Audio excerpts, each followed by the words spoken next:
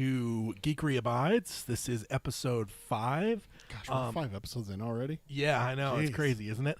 And I think, yeah, again, it always trips me up because it shows like going live. It was like right toward the end of what I was saying. So it makes me like nervous that like I got cut off a little bit, but I don't think it does. I have looking at some of the results, but YouTube's always liking to throw me off. But yes, we're here for episode 5, which is crazy. We've already gone through 5 episodes. For long we'll be in the triple digits, sir. Before you know it, I know, right? Especially because we're going to go through quicker on this than we did on Dark Tower Palaver because we only have one episode. One kind of episode. Yeah, we're not splitting it up. And Dark Tower Palaver, we have book clubs and roundtables. And roundtables are the only ones that are heavily enumerated. So with these, they're all enumerated. So every episode we do is going to tick one by the old counter. The old counter, yes. Yeah. So welcome, anyone that's joining us. It's bouncing between 2 and 3. If you're with us here in the chat, welcome. Thank you for joining us.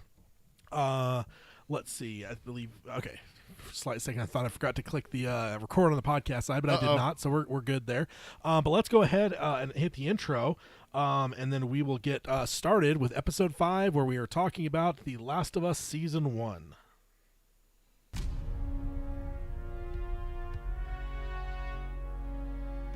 He who is ashamed of his geekery has forgotten the face of Stan Lee.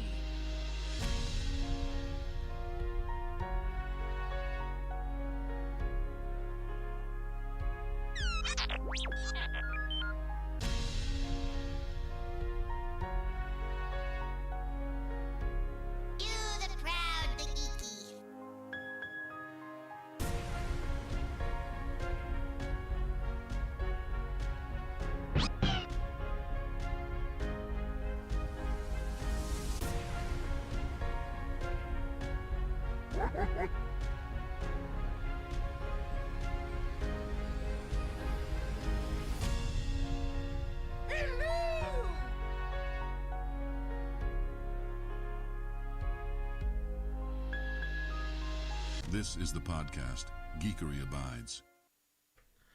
Hello and welcome to episode 5 of Geekery Abides. My name is Tad, and with me as always here in the studio, it was a close call, is Peter. Hello. We both have dealt with some illness this week, so up until, I don't know, late this morning, there was I doubt whether we'd be recording today or not, because, so ultimately, if you hear especially my voice getting raspy, that is why. I don't know. It's like the weirdest thing. I hadn't even get like a full-on sickness, but my voice is definitely weak. It's one of those things where it's like, hey, get sick so I can get over it, because that's usually what happens. You get worse, you get worse. Okay, I'm to the worst I'm going to get. Now I'm going to get better. But last few days, you've had it longer than I have. You've had it earlier in the week. I got it later this week, and it's just, yeah, sucks. Yeah, not fun. But we're here for episode 5. So let's go ahead and hit through the intro stuff. First of all, if you want to email us on this podcast / YouTube podcast, which I think we're actually categorized as a podcast on here as well. That's what it was. You mentioned on Dark Tower Palaver that somebody was asking. It's that YouTube now has a categorization for podcasts, and if you do that, you show up on YouTube Music under the podcasting. And I've done that. I did, because that was available when I set this show up, but I haven't retroactively gone back and changed Dark Tower Palaver. So that one doesn't register as a podcast in YouTube because there was no such thing back when I set that up. So that's what it was that you were remembering earlier, and I didn't follow you. So on this podcast, we do it a little bit differently than our previous one. Is we actually have independent emails. We have an email for Peter and an email for myself. So Peter, you either do Peter or Tad at geekeryabides.com. Do be mindful that Tad is TADD. And then email either of us directly. We both kind of co-produce. We both bounce back and forth. Yep. The odd ones are me. The even ones are Peter. And so if you have like show suggestions, or if you have input, feedback, whatever, if you have something you want to be brought up to, say, me, and you want Peter to do it, then you email him and that kind of thing. Right. So that's how we're handling emails on this show. So hit us up on either of us there, Tad or Peter, at geekeryabides.com. And then let's go on over to what have you been watching, reading, playing, starting off with you, sir. So what I've been watching, have been watching King of the Hill, It came up at work a couple weeks ago, before your vacation, which is why we had to push the last episode up a week. Yeah. So Tad's back from his vacation, and you and another coworker of ours was talking about King of the Hill and how great of a series it is. And I'd seen episodes of King of the Hill. It's not like I'm living under a rock. I'd seen an episode here or there. Yeah. But I'd never watched the series through. It's getting a reboot. You talked about how great it was. Yeah. And you were just talking about different moments, and they all sounded so funny. I was like, fuck it, I'll watch it. And have I been wrong, sir? I'm on season 12 of 13. It's so good, isn't it? Yeah, I've just been cruising through it. It's so funny. It's hilarious and everything like that. Also, I've been watching the original Star Wars. Oh, yeah. I watched episode 4 last Sunday. I'm going to watch episode 5 tomorrow. Yeah, So it's a good weekend this weekend. It's a good weekend every weekend when there's Star Wars involved. That's true. I also need to. I have it on my calendar now officially, and I'm sure we'll get there. I have absolutely got to rewatch Rebels. Yeah, me too. I think when I finish King of the Hill, that's where I'm going is Rebels. Yeah. Yeah, I haven't dived into anything currently. I've got a couple new shows, but like rewatch wise, I just finished The Office. You finished it? Yeah, Nice. yeah. So I'm kind of in a spot where Rebels is probably a good thing to start up, but yeah, I haven't done it yet. What else you got? So reading, I have finished the Pacific Naval War trilogy that you told me about. Finished that up, and then I was partway through a Stephen King novella collection, four novellas called 4 Past Midnight. So I picked that up. I got about 2 hours left, and then after that, I don't know what I'm gonna read. Yeah. It's up in the air, Tad. I don't know what I'm gonna do. So, aside from that, now playing, I finished Red Dead Redemption 2, which is saying a lot. There's a lot to a that lot game. involved here. There, yeah. Yeah, so I finished that. My goal when I started the game, my wife's like, "Oh, you're playing it on the PC for the first time. You got to go get all the achievements that you had." And I went, "Woman, do you know what you just did to me? Do you know how long I'm going to be playing?" So I didn't get all those achievements. I called it quits. I'm past all the story stuff and everything, and I'm just like, do I really want to go riding around for hours and hours trying to find every animal and skin it and get attacked by a grizzly bear 18 times and survive and kill it? No. I bought Borderlands 3 a while back. I love that game. I haven't even Never played that. I haven't even played as all the characters, because that's the thing about it, is that it's a 4-player game, but you can play by yourself, and then each replay can be a different character. And then each character has 4 skill trees, so you can play differently every single time. Yeah. So it's one of those ones that has high replay. Plus, it's not the same thing every single time, because it's a looter shooter, which, do you know what that is? No. So you have 4 guns, a grenade slot, a shield, an artifact, and I can't remember the 4th thing, the 4th non-weapon thing. But those are all different every single time. Oh, okay. What's up, Mike? I already knew that YouTube was wrong because it was telling me there's nobody in here, and I know you're in here, Peter. So I am. I knew it was lying to me, but I have no way of knowing how much it's lying to me. Yeah. But welcome, Mike. Welcome, Mike. But yeah, so that's the nice thing about Borderlands, is that the story's the same, but when you open up a chest where it has like loot and stuff like that, it like rolls the dice and everything's random every single time. So you don't get the same thing every single time. So if you're playing where one is like, oh, I'm going to be like a sniper, I'm going to stay back and I'm going to, kind of shoot people, then you want a sniper rifle. But then the next time you're like, you know what, I want to get up close, Tad style, and I want a shotgun. Yeah. So different things happen there. You get different guns and everything like that.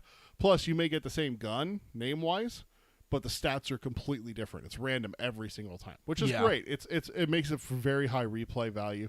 The story's fantastic. It's about treasure hunting and stuff like that. Trying to find the ultimate treasure, which is the vault.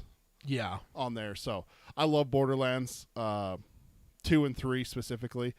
And it's expanding out too. They just released a new game, or they are releasing a new game this month or last month. I can't remember. But it's called Tales from the Borderlands. So that's what I've been doing. And then also, just the last 2 days, I've been playing a shit ton of Mario Kart 8 with my family. Oh, yeah? Just the 3 of us throwing it on there, throwing turtle shells at each other, using mushrooms and whatnot. That seems like a way to ruin a family. It actually hasn't. I think Mario Kart's probably ruined more families than the drink. I don't know about I don't know about that. Oh, sir. The only one that might beat it is Monopoly. Monopoly is the one that I've always heard about. So yeah. I don't But know. yeah, Mario Kart. No, it's been fun. Like we hit each other and everything like that, playing against each other because it's me, my wife, and my daughter, and it's fun because like my daughter's better than me. Like she really is. Like I suck. Yeah. I was like I was good at this on the Wii when it was like the motion controls and everything like that.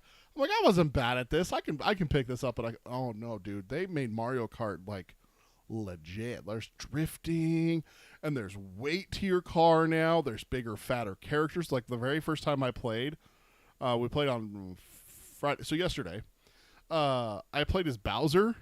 Dude, I couldn't turn for shit. That's He's a big chunky boy. Oh yeah, that used to be my go-to back in the old days. Dude, Yeah, he is so hard to turn. yeah, but he's awesome though. I mean, who doesn't love Bowser? That's who I play as when I play Mario Party. Me and my daughter every now and then we'll get a hankering for playing Mario Party because they have a 2 versus 2 mode where you can play 2 characters versus 2 AI, Yeah, and that's a lot funner than beating my daughter at it because the mini games on that we play with normal PC, Yeah. AI and stuff like that. I can beat the AIs every single time. There's not a Yeah. game that I will lose at. yeah. But I don't like beating my daughter. That's just not fun. I don't like picking on her. So, Sir, you're soft, Nah. sir. Nah. The only way to make her better is to destroy her and then No. let her realize. she If doesn't- I was gonna do that, I'd pull out like the Super Nintendo and give her like the Lion King or Aladdin or one of those hard Disney games that everyone rants and raves about. Battletoads. Yeah, indeed. Okay, so jumping on over to my side of it. Yeah. So yeah, watching wise, Picard season 3. Getting 2 episodes left now. It's been an absolute fucking joy. It's reliving all my childhood, and it's been wonderful. The first 2 seasons were like mediocre at best, but this season's been incredible.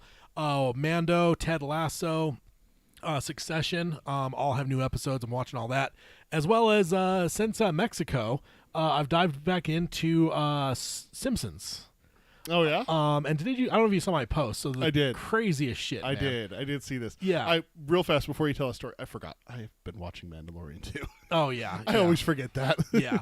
So Simpsons, when it first released on Disney Plus, I refused to watch it because it was in widescreen. It completely distorts the thing, cuts out a lot. It even cuts out jokes because there's like times that there's stuff at the top or bottom of the frame that makes a joke, and on the widescreen they just basically crop it so you lose a lot of picture. So I refused to do that until they fixed it. They took them months and months and months to fix it. But what I figured is once they fixed it, what I did is I just jumped on episode 1, season 1, and then watched, and then just I'm going to go through, and I will be familiar probably up through seasons 14 or 15 or so, and at that point I'll be getting into Brave New World that I've never been in before.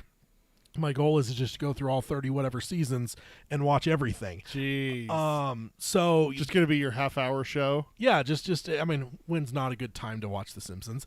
But while we're in Mexico, we were, Which was not this week, but you finished up in Mexico last Tuesday. something like So this coming Tuesday, which is about when this podcast, a couple days after this podcast drops, Tad was flying back from Mexico. So he Yeah. was there for a week. So we were one night. We had eaten, we had drank.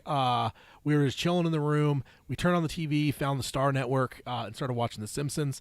Or The Simpsons was on. It was in the middle of the hockey episode where Bart and Lisa are both playing hockey. And then I was really perplexed too because they didn't show any credits. Like literally, it went from Really? this last scene of the one episode to the next scene to the point where I was like, wait. This is a different episode. Like we're like it isn't like in America where like it'll show the credits for a second, then it like maybe goes to a smaller screen and the new episode plays over the top. No, it completely there wasn't a single fucking credit. Really? It just went to the immediate next episode. Interesting. And the next episode is the Homer sexual harassment episode. The one where The babysitter? they go, the babysitter. They go to the Candy Expo. He gets the gummy Venus de Milo. I mean, he gets all kinds of crap from with Marge. And the Venus gummy de Milo is the main thing though. And then it sticks to her. He goes to grab it. She thinks he's reaching to grab her ass. Yeah. And it's basically a riff on the whole Michael Jackson thing. Like that's what the whole episode is. Yeah. But it was still it was fun. Whatever. So then we get back to America. And I decide, you know what? I'm going to dive back into The Simpsons, start throwing it on every once in a while or whatever. So I threw it on, pulled it up, and I'm like, okay, where did I leave off? And I actually grabbed some sound bites for this show. So it was in the middle of like a third season episode or something I was pulling something off of. So I had to go and start looking, okay, where, because I have just, I haven't watched everything through on Disney Plus, so I just need to find where's the last one Where's that the has progress played. bar? Yeah. Where's the last one that doesn't have a progress bar, or where's the first one that doesn't have a progress bar? And as I'm going through and finding it, it turns out it is the hockey episode, followed by Homer's sexual harassment episode. So literally 2 I saw in Mexico were the next 2 ones I had to watch. So what you were saying is you were like, Yeah, I mean, I was somewhat happy about it because again, the Star Network had the widescreen bullshit, so it was super whatever, and that annoys me. So I was like, all right, cool, I can watch it the proper way. But it was just like, what are the fucking odds? that's unreal. What are the dude. odds? But yeah, that's what I've been watching. And also, just as a small little thing I wanted to add in, I wanted to have a little Simpsons thing to throw out. Simpsons has a lot of good sight jokes, like it's a sign or it's a newspaper or whatever. And It's like you have to read it. It's not called out. It's just like in the background kind of thing. So whenever I stumble on those, I'm going to grab one and share it here on the show. Excellent. So let's go ahead and pull up the one here. It is the Candy episode as they're going to the Candy Expo. Community Center. Welcome. Candy Convention, Room 1, exclamation point. Also, Candy-Shaped Rat Poison Convention, Room 1. Well, Room 11. Oh, shit. But the 1 exclamation point and the 11 look almost the same. I mean, I just read it, and I read it wrong. Oh, that's funny. Oh man, the show is genius, and yeah, I just wanted to have a little spot to throw stuff in there. Reading wise, I'm reading 11/22/63. Mentioned that on the last show, Stephen King wise, and then playing. I haven't really been playing a lot, but the only thing I have been playing recently is Jedi Fallen Order. I decided to throw that on. The new one's coming out this month, so Jedi Survivor, yeah. So I threw that on.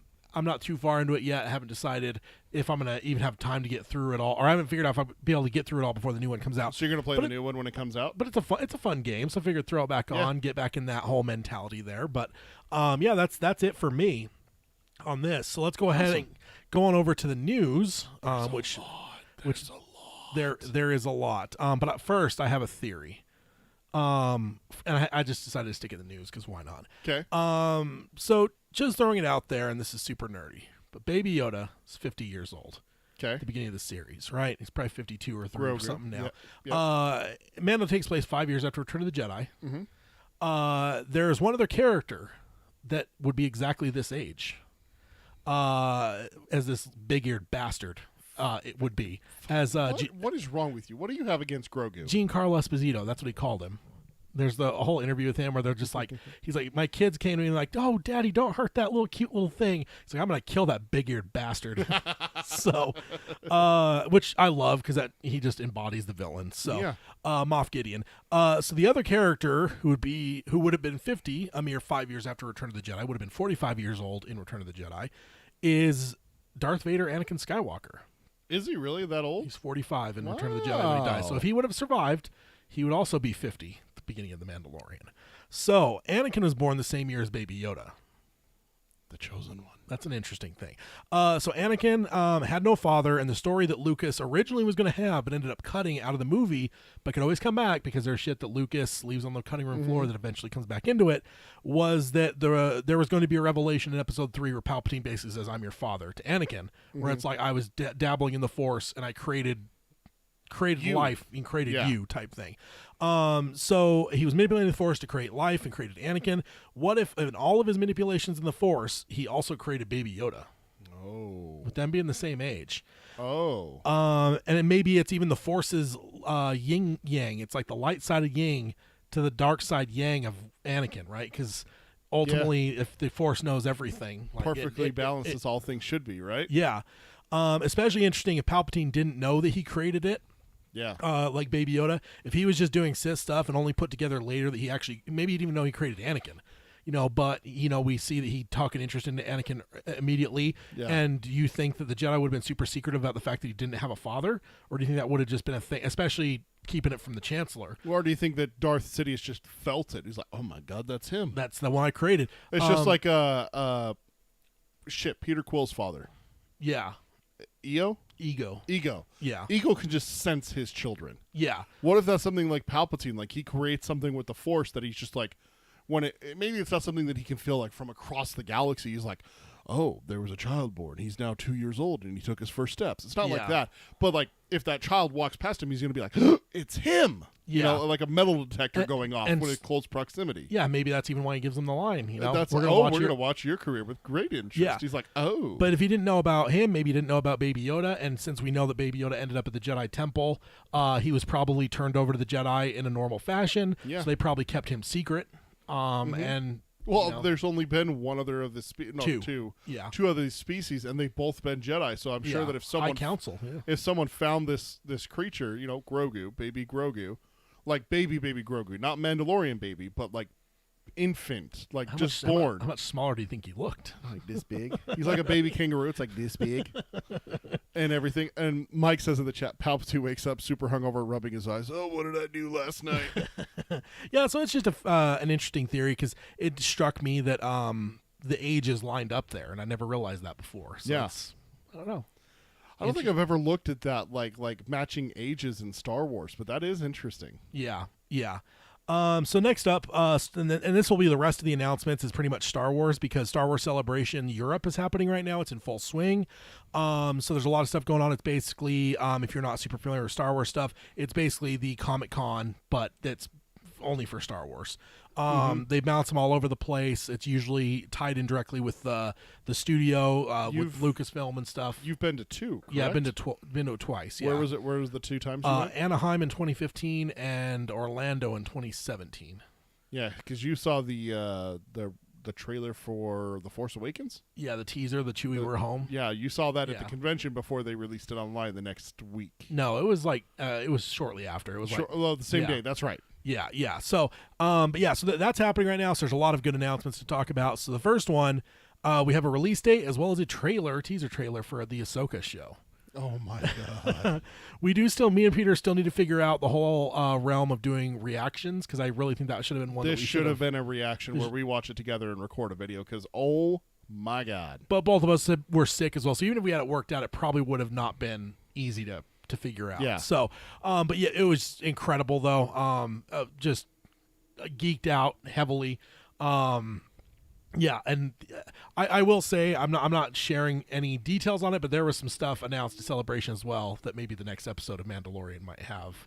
I saw that there was some interesting stuff announced and that there was a character, and as soon as I said, it's like details about season 3 episode 7 for Mandalorian reveals character, and I'm like, nope. I closed that. I swiped. Nope, not reading that. That's where I stopped. Yeah. So I'm very much a head in the sand kind of guy when it comes to stuff. I mean, for a while before we started this podcast, I wasn't watching trailers at all. Yeah. It's just like, I know I'm going to watch it. Why would I watch and have something spoiled in a trailer when I could watch it for the first Because time? that feeling you got while watching that Ahsoka trailer. Oh, sir, yeah. that's why. Absolutely. I mean, you saw your girl Sabine! Sabine. I I almost said fucking love Sabine. Hera, my girl. She even had a line. Yeah, and Chopper. Yeah, there was a lot of really cool stuff in there. Got a Thrawn visual. You didn't And- see much of him, but you saw him. And we saw a character from Rebels in the last episode, this week's Yeah. episode of Which Mandalorian. You know they built that way, right? That you'd see Zeb the week Mm-hmm. before Celebration, and the week after Celebration, you're going to see something else. Like, Yeah. just they planned this all out. Oh, yeah. Bastards. We got a shot of Thrawn from behind. Yeah, exactly. Which looked amazing. I know it's only the back of his head, but like the white admiral uniform, the Yeah. blue skin, it all looked so perfect. Yeah, I want to go watch it again right now. Also, a triumphant return. It was also announced that Kevin Kiner is returning to score Ahsoka, and the last things he did was the Clone Wars and Rebels. Mm-hmm. So far he has been the primary dude scoring Ahsoka through her whole life at this Awesome. point. So it'll be cool. He hasn't done any other Star Wars since then. All the shit that's happened in Disney. Well, I guess Rebels is Disney, but like there's been a lot of stuff that they've done that they brought in other people to score, Mm-hmm. and so it's kind of cool to see him back for sure. Very cool. Next up, movie announcements. How much of this did you hear? I heard that they announced 3 movies, and that's where I stopped reading. Okay, so 3 movies, 3 directors. Okay. Oh, no, we've done that before. No, this isn't a trilogy. Oh, okay. This isn't a trilogy. No. These are 3 individual projects? Yes. Okay. So the first one, fresh off of his turn as the director of Indiana Jones and the Dial of Destiny, James Mangold Oh, really? has been tabbed. He's also done Logan. He's Ford versus Ferrari. Pretty good director.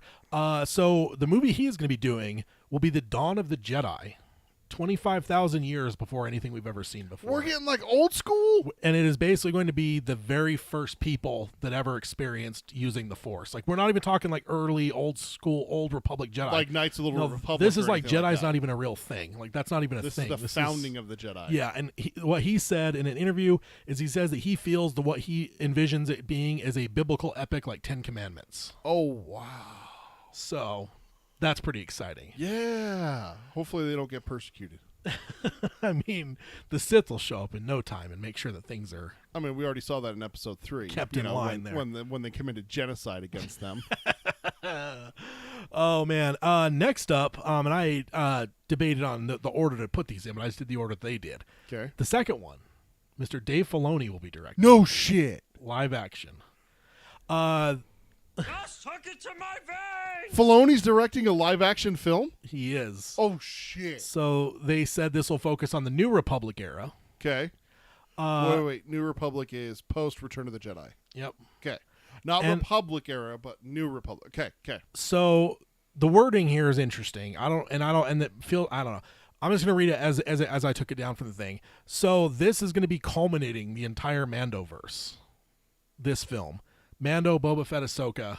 Okay. So it sounds like this film is gonna be kind of the The tie all end all. yeah. And Okay. that's they said it'll culminate all the Mandoverse shows.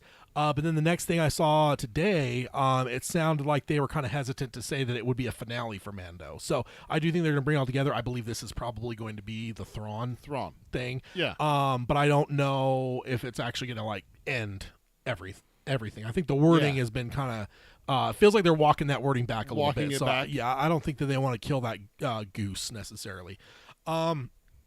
So that's that one, and then next one we have Charmin Obaid Chinoy. Why does that name sound familiar? So she did. I thought I wrote it down to. Let me pull it. Look her up real quick because she's done some stuff. A lot of stuff recently. She's even done some. God, she did something Marvel. I thought. Yeah, I was gonna say that name sounds really familiar. Director Miss Marvel. She did Miss Marvel. Oh, did she really? Yeah. Let's see what else. She's done a lot, but it looks like a lot of it was international. So yeah, she was involved in Miss Marvel. Oh, cool. So this one is going to be past what we've seen, anything we've seen before. Going into the future. Going to the future beyond Okay. episode 9. So this one is also going to be seeing the return of Daisy Ridley as Rey. Daisy. Yeah, so she came out on stage, and the only thing they said there is it will see her building a new Jedi Order. So the story we should have gotten from Luke. Okay. So those are the 3 things that they announced at Celebration movie-wise. Also, a couple other things. Andor season 2 is filming currently. I need to watch Andor. You do. It's really good. This will be the second and final season of the show. They are filming now Okay. and hoping that it can hit on Disney Plus next year. So that's what their hope is. Mike just asked in the chat, with Grogu, are you talking about the movie with Daisy Ridley? We don't know. I mean, yeah, who knows? We don't know. Or even the Filoni show. I mean, yeah. For all we know, Grogu dies this episode of Mandalorian. So Can you imagine?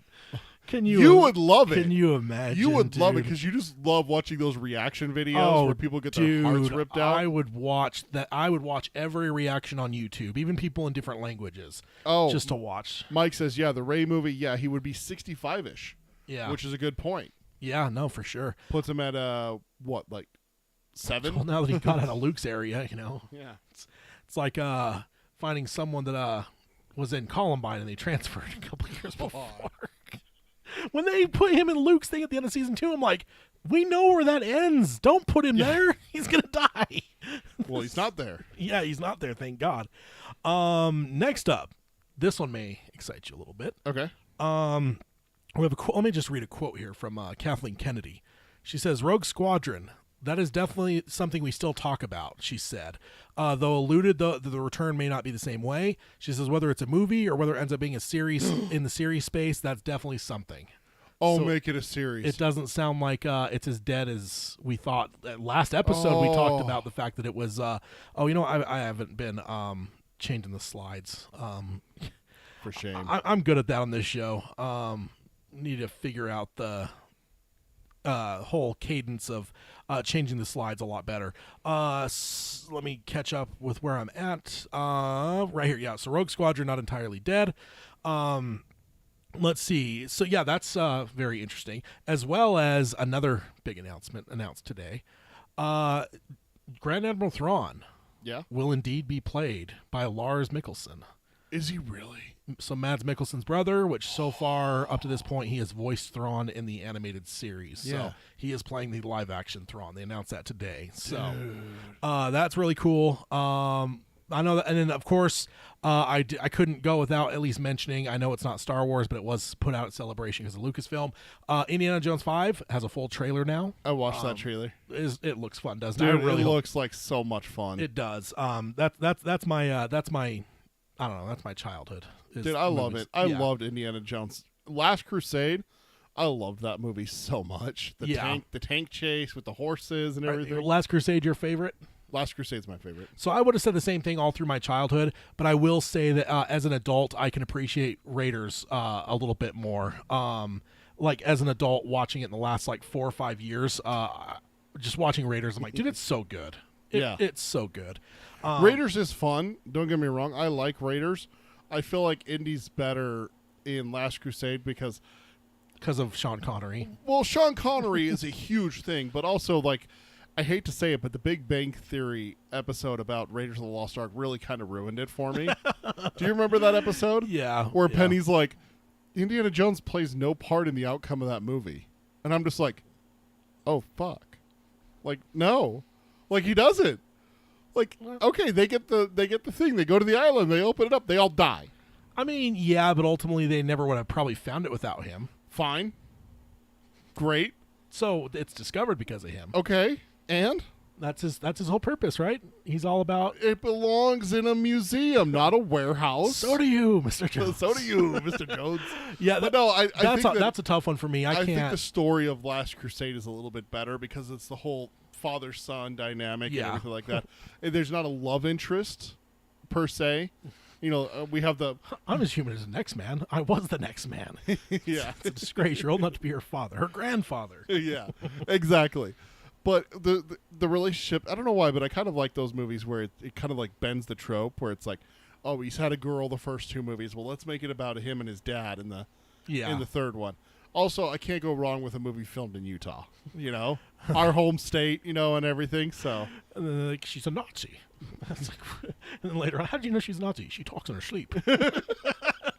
the floor's on fire. So good. And the chat. One of the lines that we quote to each other just randomly. Tad will just walk past me at work, just randomly just walk past and just be like, the floor's on fire. And I'll spin around, and the chair. Horrible Sean Connery impersonations aside. That's so much Mike fun. says bring back Wedge. I think you would agree. I mean, he was in the episode 9. He was in episode So. 9. I think that it should be someone young. I mean, if we're doing... Wedge has to be It Wedge also- has to be like the general that's over him. It also depends when we're doing yeah, this. what time period? You know, if we're doing Rogue Squadron at the height of the rebellion, where you get like the Battle of Yavin and then the formation of Rogue Squadron, because if you remember, I'm going to nerd out here for a second, in the expanded universe, in the, I don't know if it's canon or not universe, Rogue Squadron was formed after the Battle of Yavin by Luke Skywalker to replace Red Squadron, which was what the squadron was completely decimated. All but 2 people survived, Luke and Wedge. And then after Luke went off to be a Jedi, Wedge took over and did Rogue Squadron for a while. And Yeah. that's what fought at the Battle of Endor. And then Mike also says Thrawn Rogue Squadron crossover, please, with Wedge. I mean, Well, I mean, that's the thing. Rogue Squadron was in the expanded universe in the books oh, and how about the with Thrawn. how about the line in the Ahsoka trailer? You know, Thrawn's whatever attempting to be an heir to the Empire, Yeah. or heir to the Empire, or something like that. And I was like, oh, cool little throw. Throwback to those what's his name that wrote those books? Timothy's on. Timothy Zahn. I want to say Timothy Dalton. I'm like, wait, that's James Bond. Filoni also did mention in an interview that he's been in contact with Timothy Zahn.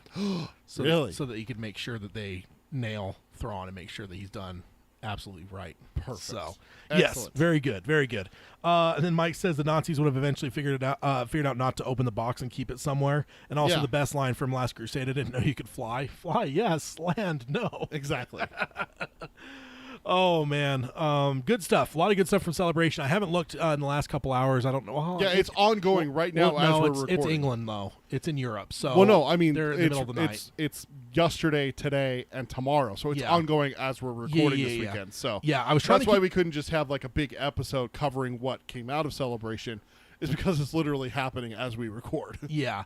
And like, so there's one more half day or so left, because it's Yeah. middle of the night in England right now. So, here in the next, I don't time know, is it 8 or in 9 London? hours. I know when we have the folks from the UK. Oh shit! It's almost midnight. Yeah, exactly. Yeah, for sure.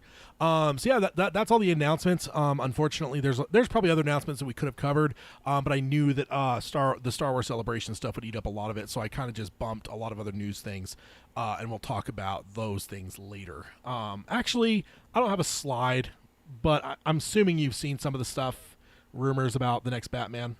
No, Okay, so the rumors dude, are you have to realize my head sand. Okay, so I don't have a slide, but the rumors are the Batman 2, and I don't know how the fuck this would even work, but the Batman 2 apparently are talking Clayface. Yes. And a lot of people don't see how that would work with the more grounded. Who says that it's grounded? Well, that's what the first one was. It was super grounded and down Right. to earth and stuff. Right. The first Batman, when Batman starts out, it is grounded. It's him taking down the mafia. But from there, it gets more and more. I mean, hell, he goes against Ra's al Ghul, which literally can come back from the dead. It's like a Lazarus pit, you know? It is the Lazarus pit. It's like, yeah. So I do hesitate to bring this up because this could be somewhat painful. Apparently, back in the days of the DCEU before James Gunn got involved. Yeah. Apparently, there was a Clayface standalone movie that was pitched by Okay. by Mr. Mike Flanagan, I don't know about that, but okay. and apparently James Gunn might actually. Wait, Flanagan? Yes, The Mike Flanagan. yes, I love Mike and Flanagan. apparently Mike Flanagan has said there was rumors that he's talking to James Gunn about it. I think he's tweeted some stuff trying to walk that back. But yeah, it does sound like if Flanagan could direct or be involved in some way. sounds like direct was Clayface is absolutely possible. I don't think that it's just the thing is like I mean, this wouldn't be the Batman 2. This is like Yeah. two separate things, but it's just funny that both things are coagulating right now where it's like Clayface. Clayface might be the next one for which has never been done before, would be Yeah. the next one for the next Pattinson movie, but also it sounds like Flanagan was turned down previously by the previous administration to do a Clayface standalone movie, and now potentially maybe James Gunn could be open to that being revisited. All I know is that people say like, well, the Batman was very grounded. It was very realistic and everything like that. And I'm like, yes, it was, but that doesn't mean that it has to stay that way. There's not a rule that Batman has to be dark and gritty and everything like that.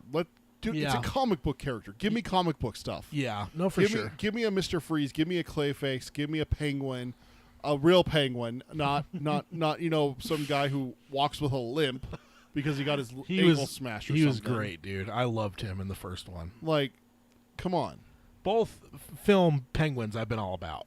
They've both been great. I'm not saying he was bad, but like, I honestly forgot that Colin Farrell was Penguin. Yeah, but no, he was fine. But give me like the Killer Croc. Yeah. Give me that. You know, I want that. I want that stuff. It's Batman. Put it on screen. There's no reason to shy away from that 80 years of Batman for Frank Miller. Even people point to Frank Miller's dark and gritty Batman. Do you realize how like supernatural Frank Miller's Dark Knight Returns was? Yeah. I mean, like, the leader of the mutant gang had sharpened teeth and ripped a head off. Like, I mean, that's not something that can really happen. Yeah. So let's embrace the comics. That's all I'm going to say. Embrace the comics. Well, that's a good segue to pulling heads off as we move over to the main topic. Yeah.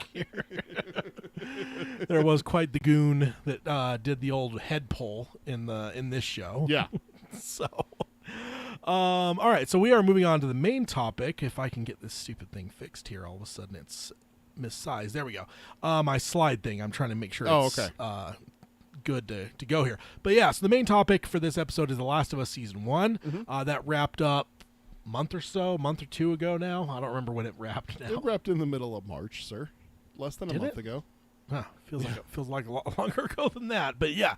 So The Last of Us, The HBO. last episode aired on March 12th. Okay, this feels like a long time ago. For Yeah, some reason. I mean, we're not even a month removed from the last episode, so calm down. Pretty close. Calm down. Pretty close. Plus, there's a lot of drinking for a week of that. This is true. You did So- spend a week in Mexico after this. Yeah. So before diving in too deep, what was your understanding for this property? Like when it was announced, say, like probably Zombies. probably familiar that there was a game, but you hadn't played the game, 'cause Right. Neither of us had PlayStations for ages. Yeah, so. growing up, I had a PlayStation 2. Was my very first game console. But as soon as I tried the Xbox the very first time, like I said in our introduction episode, I went and traded in the next day and got an Xbox. Yeah. And from there, I've been Xbox loyal until maybe 2018, Spider-Man. Yeah. When the Spider-Man game came out, I hoodwinked my wife into letting me get a PS4, and that's the only game I played on PlayStation so far. Okay. I had The Last of Us. It was given to me as a birthday gift or a Christmas gift or something like that, and I could never bring myself to play it in front of my daughter. So I started playing it right when the series started. Like I think it was like episode 2. I was like, okay, I'm going to give this a try. And I can play along as the series goes. Yeah. Play to where they are and then stop. And then I was like, oh, so that's what they did with this section, kind Yeah. of thing. And just kind of enjoy fully the Last of Us game and Last of Us series. But when it was announced, when it came out, I heard Sony exclusive and stopped listening. That's just how I was back in the day. Oh yeah, me too. I Me heard too. about how great it was. I heard mean, it was zombies. Yeah. So that's basically what my knowledge was starting the series. That was it. Okay. So for me, same thing. Like I honestly didn't even know that it was zombies. I don't know if I even knew that much about it. I just knew that, like, in terms of like renown, video game wise, like there wasn't a video game that was probably as renowned in the last 15 years than that one. Yeah. It's just raved about by everyone. Mm-hmm. I just knew it was a super popular game. That's mostly what I knew, and it was on PlayStation. That was it. Yeah. That was the main things. Yeah, Like I exactly. said, I don't even know if I knew that it was zombies. I don't even know if I knew that or Yeah. not. So until the series was announced, I think maybe I looked into it then and probably learned a little bit more about it. Mm-hmm. So the next question: were you excited for when you heard it was announced that they were doing an adaptation? At first, no, but you hooked me in pretty fast with the showrunner is the same one that was from Chernobyl. Yeah, Craig when Mazin. when you told me that it was Craig Mazin, I was like, I'm in. Yeah, me too. That's Like that's 'cause- the point where I was hooked, is because I fucking love Chernobyl. Yeah. If it wasn't for that one episode, I probably would have watched the whole series a lot more than I have. Yeah, the episode 4 Yeah, for what is it for the? for the good of mankind. No, it's for the happiness of all mankind or something. Yeah, like the that. happiness of all mankind. It's like, yeah. It's not a me- not a happy episode to Let me watch. tell you, I will say the finale though, out of context, I probably watched that episode like 12 times. I've shown that episode to my wife. yeah, Is episode 5 of Chernobyl. If anyone has any questions about why Chernobyl happened, or if they doubt nuclear power Energy, and nuclear energy is the right way to put it.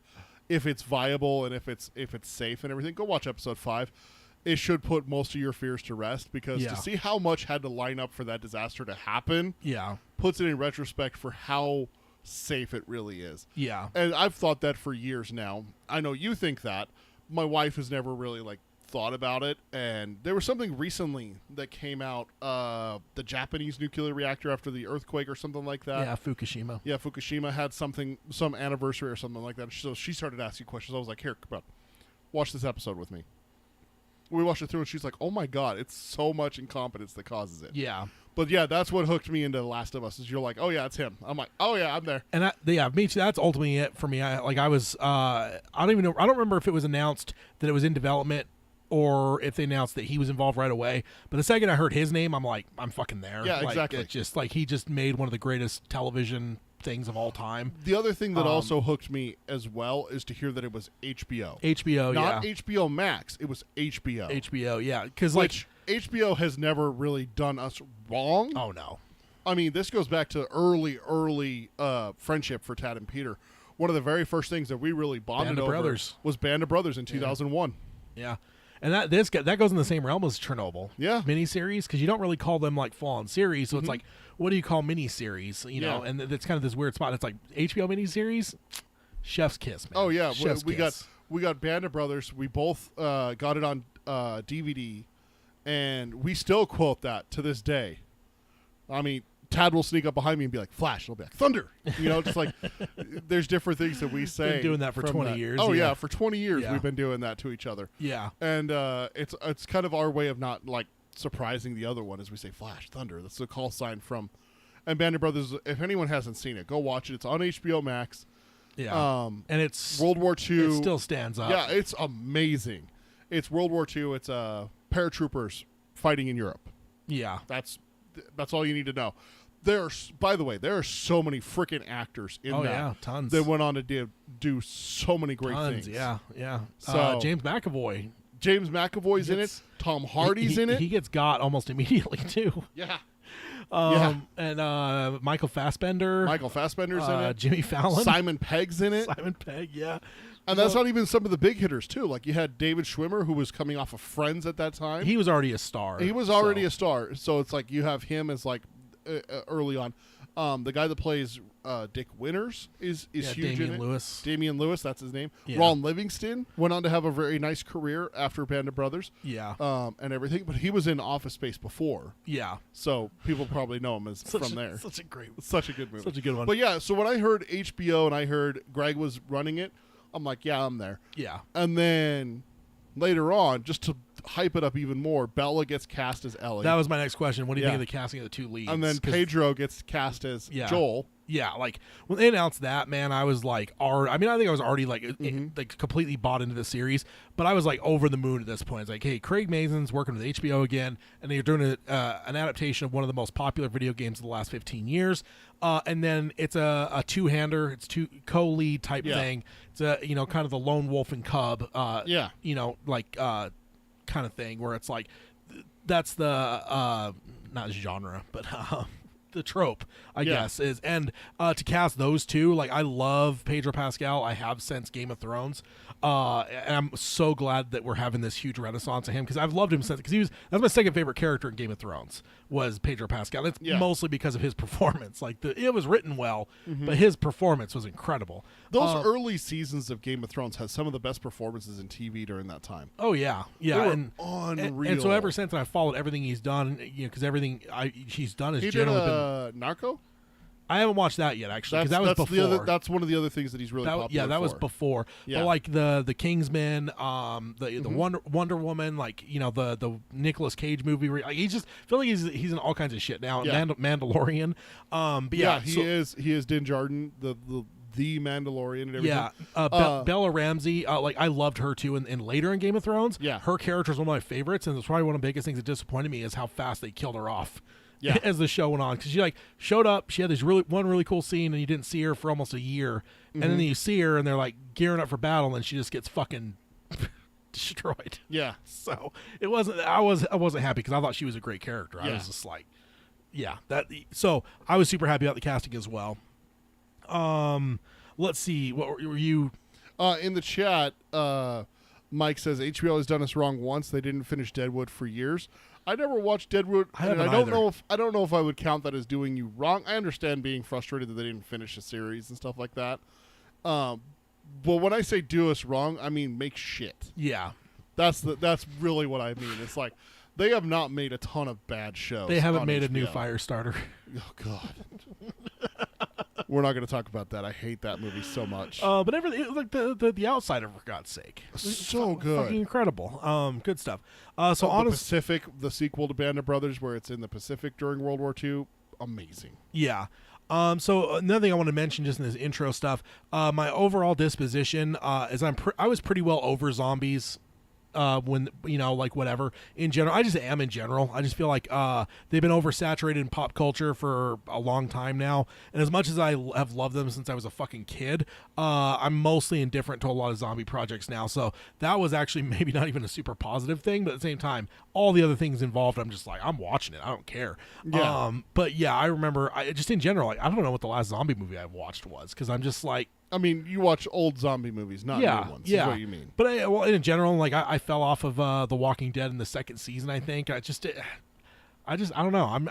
I grew up on him, and I don't know. I feel like there's almost like a yeah, they're too oversaturated. There's too many being made, and I also think that some people are just almost taking them too serious. They're like the movies and shows are taking themselves too serious. Like zombies, like they can't, like they're scary, but I feel like there's always kind of a bit of like, I don't know. There's supposed to be like a little bit of goofiness to them. Yeah, like the Dawn of the Dead George Romero classic. yeah. There's some goofiness there where like when they're running through the mall, they're like pranking zombies and stuff like that. Yeah, There's a little bit of fun involved with it, but they make it so dark and like we talked about with Batman, they make it so dark and gritty. And where's the original appeal of zombies? It's just like they're kind of goofy. Like there's one in the original like Night of the Living Dead that just walks around holding what, like a hammer. Oh yeah, or something like this. The entire like after he there's grabs the one it. that grabs the rifle in Dawn of the Dead. It's walking around with a rifle. In Yeah, its just hand. walking around with a rifle the entire time. Or the Buddhist Yeah. one in Dawn of the Dead. It's amazing. I love it. It's one of my favorites. But I get what you're saying. Me, I have an issue with zombies because I'm a purist. Is like 28 Days Later to me is not a zombie movie. No, definitely not, because it's not a zombie. You see, that's I love it. and that's where I get into arguments with people. Is they're like, it's a zombie movie. I'm like, they didn't die. Yeah, Like that. And that's to me is what a zombie is. And to that me, it's I a don't know that- reanimated corpse. and I don't think these are zombies either. If we really get down to it, The Last of Us, I don't, Right. I don't consider these zombies. Like the undead reanimating corpses. Like like cordyceps. Like, and they don't even call them that, right? Like I'm trying to remember what interview it was I was watching, but like Druckmann, the one of the two game creators, and he was the second showrunner on the show with Craig Mazin. Yeah. He talked about how like their rule was you don't call them zombies, they're infected. Exactly. Like that's so, and I'm okay with that. And same with like the 28 Days Later. I love those. I love those movies. You know, like the Rage Virus stuff. Yeah. Incredible. I just don't call them zombies. Yeah, and that's the thing is like for me, it's just like it needs to stay true to the stuff. Also, I hate running zombies. Yeah, unless it's like 28 Days Later. Because again, if they're not zombies, they can run. Yeah. You know, but like, yeah, if they're like the dead have like risen and they've like whatever, like, dude, there's like people alive that can't run. You know, and you're telling me that a corpse that's like degraded and stuff is going to have the ability to like, Yeah. I mean, the reason they stumble, and also I think they're scarier when they stumble around too. There's something about like Michael Myers that just walks slowly behind you, but still is going to get you at some point, versus just some fucking lunatic running. You know, it's just I don't know. It's scarier. I don't know why, but it is. It's a creep out factor. Yeah, for sure. So episode 1, titled "When You're Lost in the Darkness." One of the greatest openings to a TV show of all time.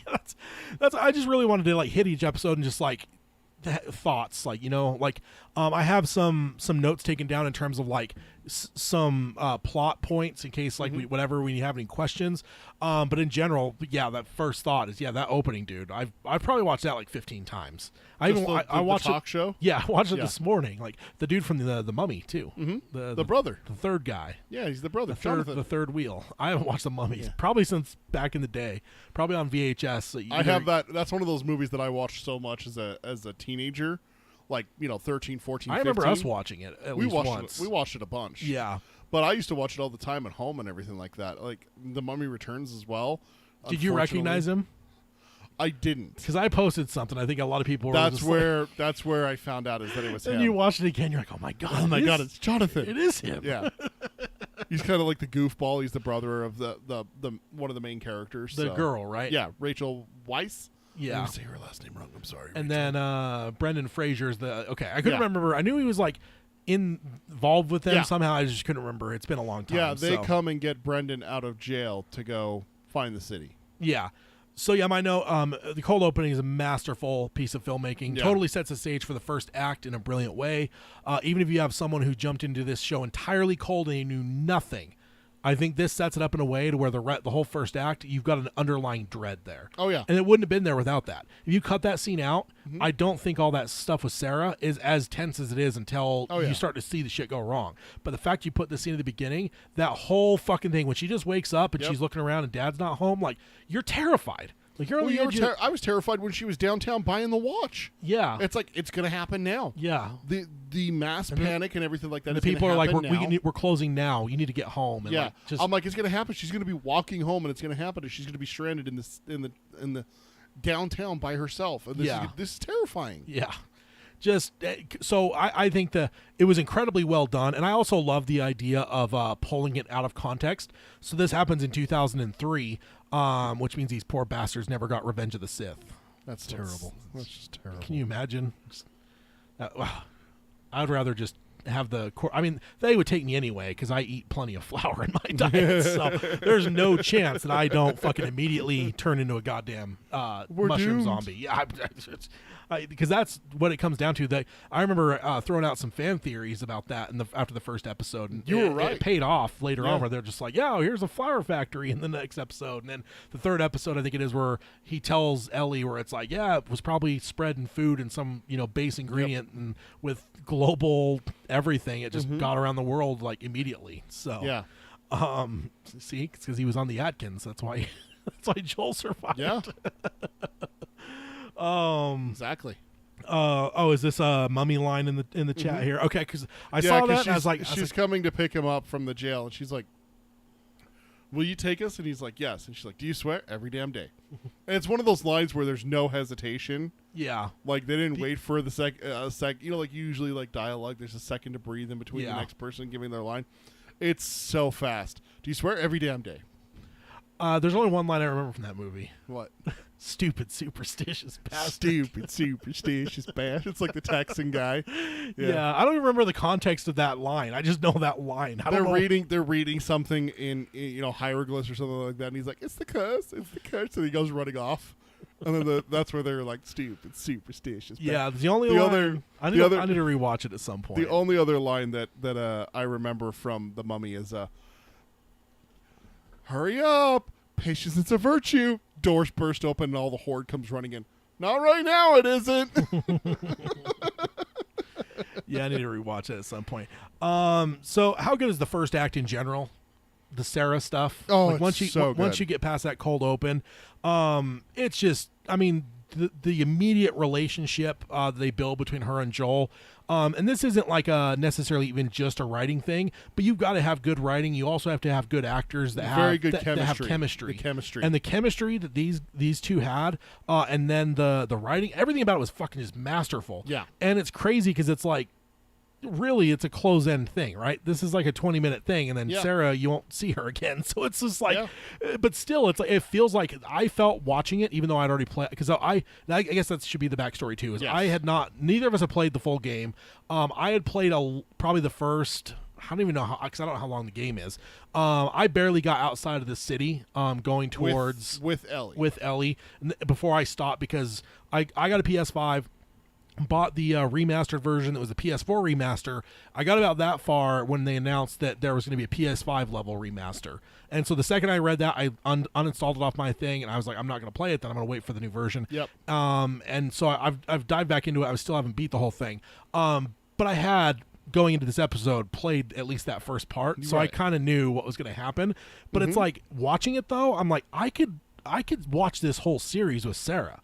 Like, I loved the actor that much, where I'm like, this could be the whole fucking show. It's just She this was girl. phenomenal. Yeah, she was incredible, and it's just like, but then to know in my heart that it's like she's going to die in the next, like, I don't know, 10, 15, whatever it is, like, because I don't know watching it the first time, but I'm like, well, she's gonna die. This sucks. Yeah. Because I was like, she's incredible, dude.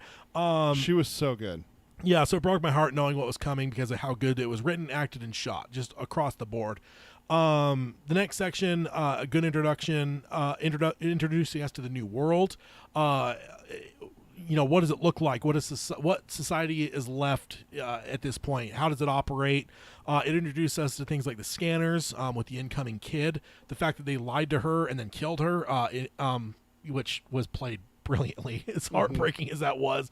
They're like telling her like, oh, we know all these toys, but then they're going behind and getting the reading and stuff, and Yeah. but it sets all that up, and then like, they don't even show you overtly, but then it's just like, then you reintroduce everyone to Joel, because I guess we did skip past a bit, but it's like, with the Sarah stuff, I mean, with Sarah, just that whole breakdown too.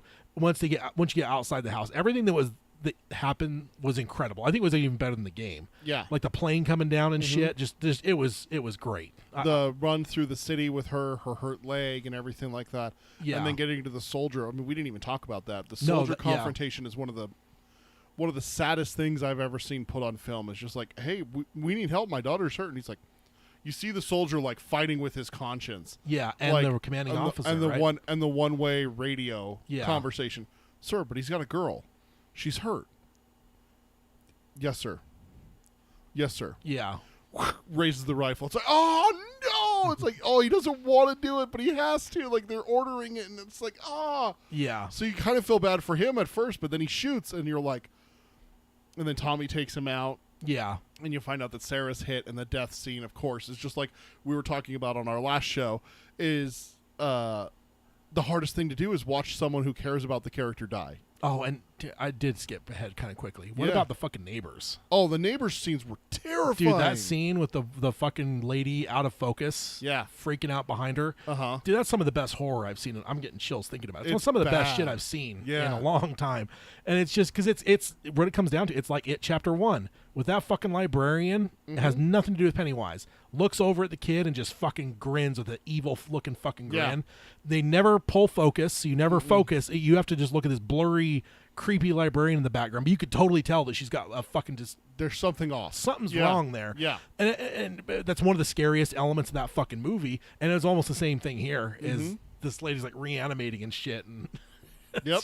it's just insane. The whole And always, of course, there's a dog telling her not to do it, and she does it anyway. I know the dog's freaking out. Oh, let's bring you back to the house. You know, I was just like, if I was that dog, I'd be biting the fuck out of this kid, man. I'm Yeah. not going back in there. Like, fuck you, man. Forget it. Yeah, dude. Seriously. And it's like the one rule is if there's an animal that's strongly opposed to something, maybe take its. Maybe listen to its instincts. You know, like the whole cows will lay down before an earthquake kind of thing. Maybe we should listen to the animal's instincts. Yeah. See, for me, the thing that drove me nuts with Sarah, it's like, oh, their dog got out, but it's 2:00 in the morning. Okay, great. Keep the dog in your house until morning. Yeah. Then go over there in the night, and you know, and everything like that. Again, how much different would that have been without that opening scene, though? I know. So much tension's added there where you're just like, It is. like every second of that I was waiting for like a door to burst open or something. Oh, yeah. Every fucking second I was just like on the edge of my seat. So masterful stuff, really cool. I think it's about 20 minutes long, this whole Sarah prologue stuff. Very well done though. Again, I could have watched an entire series with these two actors. I mean, I knew Bella Ramsey was involved, so I'm like, and I already played that part of the game, so whatever. But still, I was just like, God, does she have to fucking die, man? Like, I know. she's so good. So And yeah, Mike says The Last of Us, the fall of society is reminiscent of The Sand, Stephen King's novel. It's fast, relentless, and people divide into cliques fast. The only difference is corpses in The Stand only spread disease, not attack anyone, which is true. yep, no bitey. Yeah. Also, let's just talk about it for a second. The vines going in the mouth and everything. Yeah, yeah. No, thank you. Disgusting. That is one of the grossest things I've seen put to film, and I've seen some So shit. we talking episode 2? Episode 1. Episode 1, the old people. She's bending down in the kitchen and she no. Oh man, Oh, hell no. that's good stuff. That is some gross ass shit. That's what that is. Yeah, and then I love the reintroduction of Joel in the new world. The other person is incapable. They can't emotionally bring themselves to dispose of the kid's body, which then shows you that they killed that fucking kid. I mean, did you have any doubt when they're talking to this kid?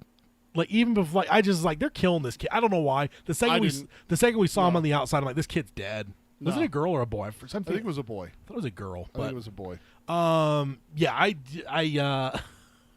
I was just like, they're killing this kid. I don't know why. I just had the vibe. I'm like, they're gonna kill this kid, and they're giving him all this promises and shit. I'm just like, nah. I think it was a little boy, and I think that I have a theory about him. Yeah, what's that? I think he was immune. Yeah, I think he was immune. I mean, It takes hours to, that's it, for it to start showing and to start having symptoms. He was walking in Boston by himself into the collapses where they can see him, but you get a shot of him where he's far away from the quarantine zone.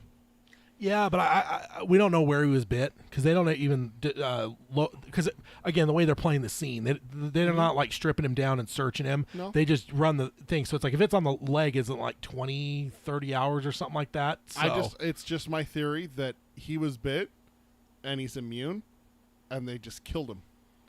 Think about that for a second. Yeah. How far did he come? Like, you don't know how far he came. No, you also don't know when he was bit. He could You have also been don't bit. know when he was bit. He could have been bit days ago. Well, he could have been bit 10 minutes before we see him on camera too. Right. Like it, But there still would have been something showing, right? That's the thing. but It's again, it like, depends on where he gets bit too. Because Yeah. if they're not like stripping him down, because you don't see anything. There's not like something on his neck or like something No, crazy. And I think so. there's a reason why they didn't show that is because that he was. I think that's the dark side of it is that they're just offing every single person who's infected, which is why Ellie freaks out at the end of the episode when the guy goes to scan the three of them.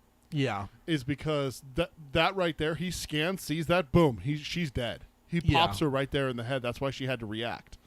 And so that mentality makes you question, okay, if we had immunity, how long have we had it? You know, it's 20 years later. How long have we had it? But we've just been killing the people who are immune. I think I would have mostly agreed until we saw that last scene, the first scene of the last episode, and just how the whole Ellie thing actually panned out. Like, I just feel like that was a very specific thing, and the way it's explained is it's like, you know, basically they cut the umbilical cord quick enough, so it's like her brain registers as it has cordyceps. So the other cordyceps are. It's not even that she's immune; it's that they view her as already infected, so the shit Sure. doesn't try to spread. It's like, oh, this is already infected. Yeah, it's entirely So possible. it's just a very lightning in the bottle. If you would have told me this and we were in episode 8 had been out, I probably would have maybe bought into it. okay. But yeah, that scene, I just like, God, like, because that adds to the end a little bit, where it's like, it's basically a one in a fucking trillion shot that you have someone that you know, there's a woman that was pregnant that gets bit, has a baby, cuts the umbilical cord at the exact right time to create An immune immune person. So that just makes the whole end that much more interesting. Yeah, absolutely. In terms of like, I mean, I guess Ellie's still alive, but it's like, God, did you like really think this through? Because Yeah.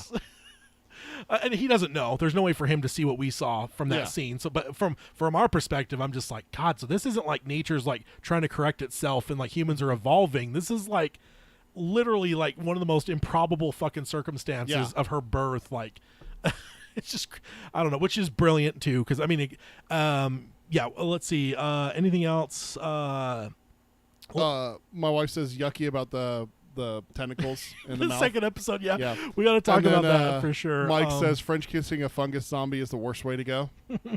I mean, I don't even like eating mushrooms on pizza. Let's just be honest here. You're incapacitated when it happens, so I guess you don't really like taste it or feel it, right? I feel like you'd still taste it. You think so? I just taste like mushrooms. So when we get to the final stretch, they run to the guard. Two things are clear.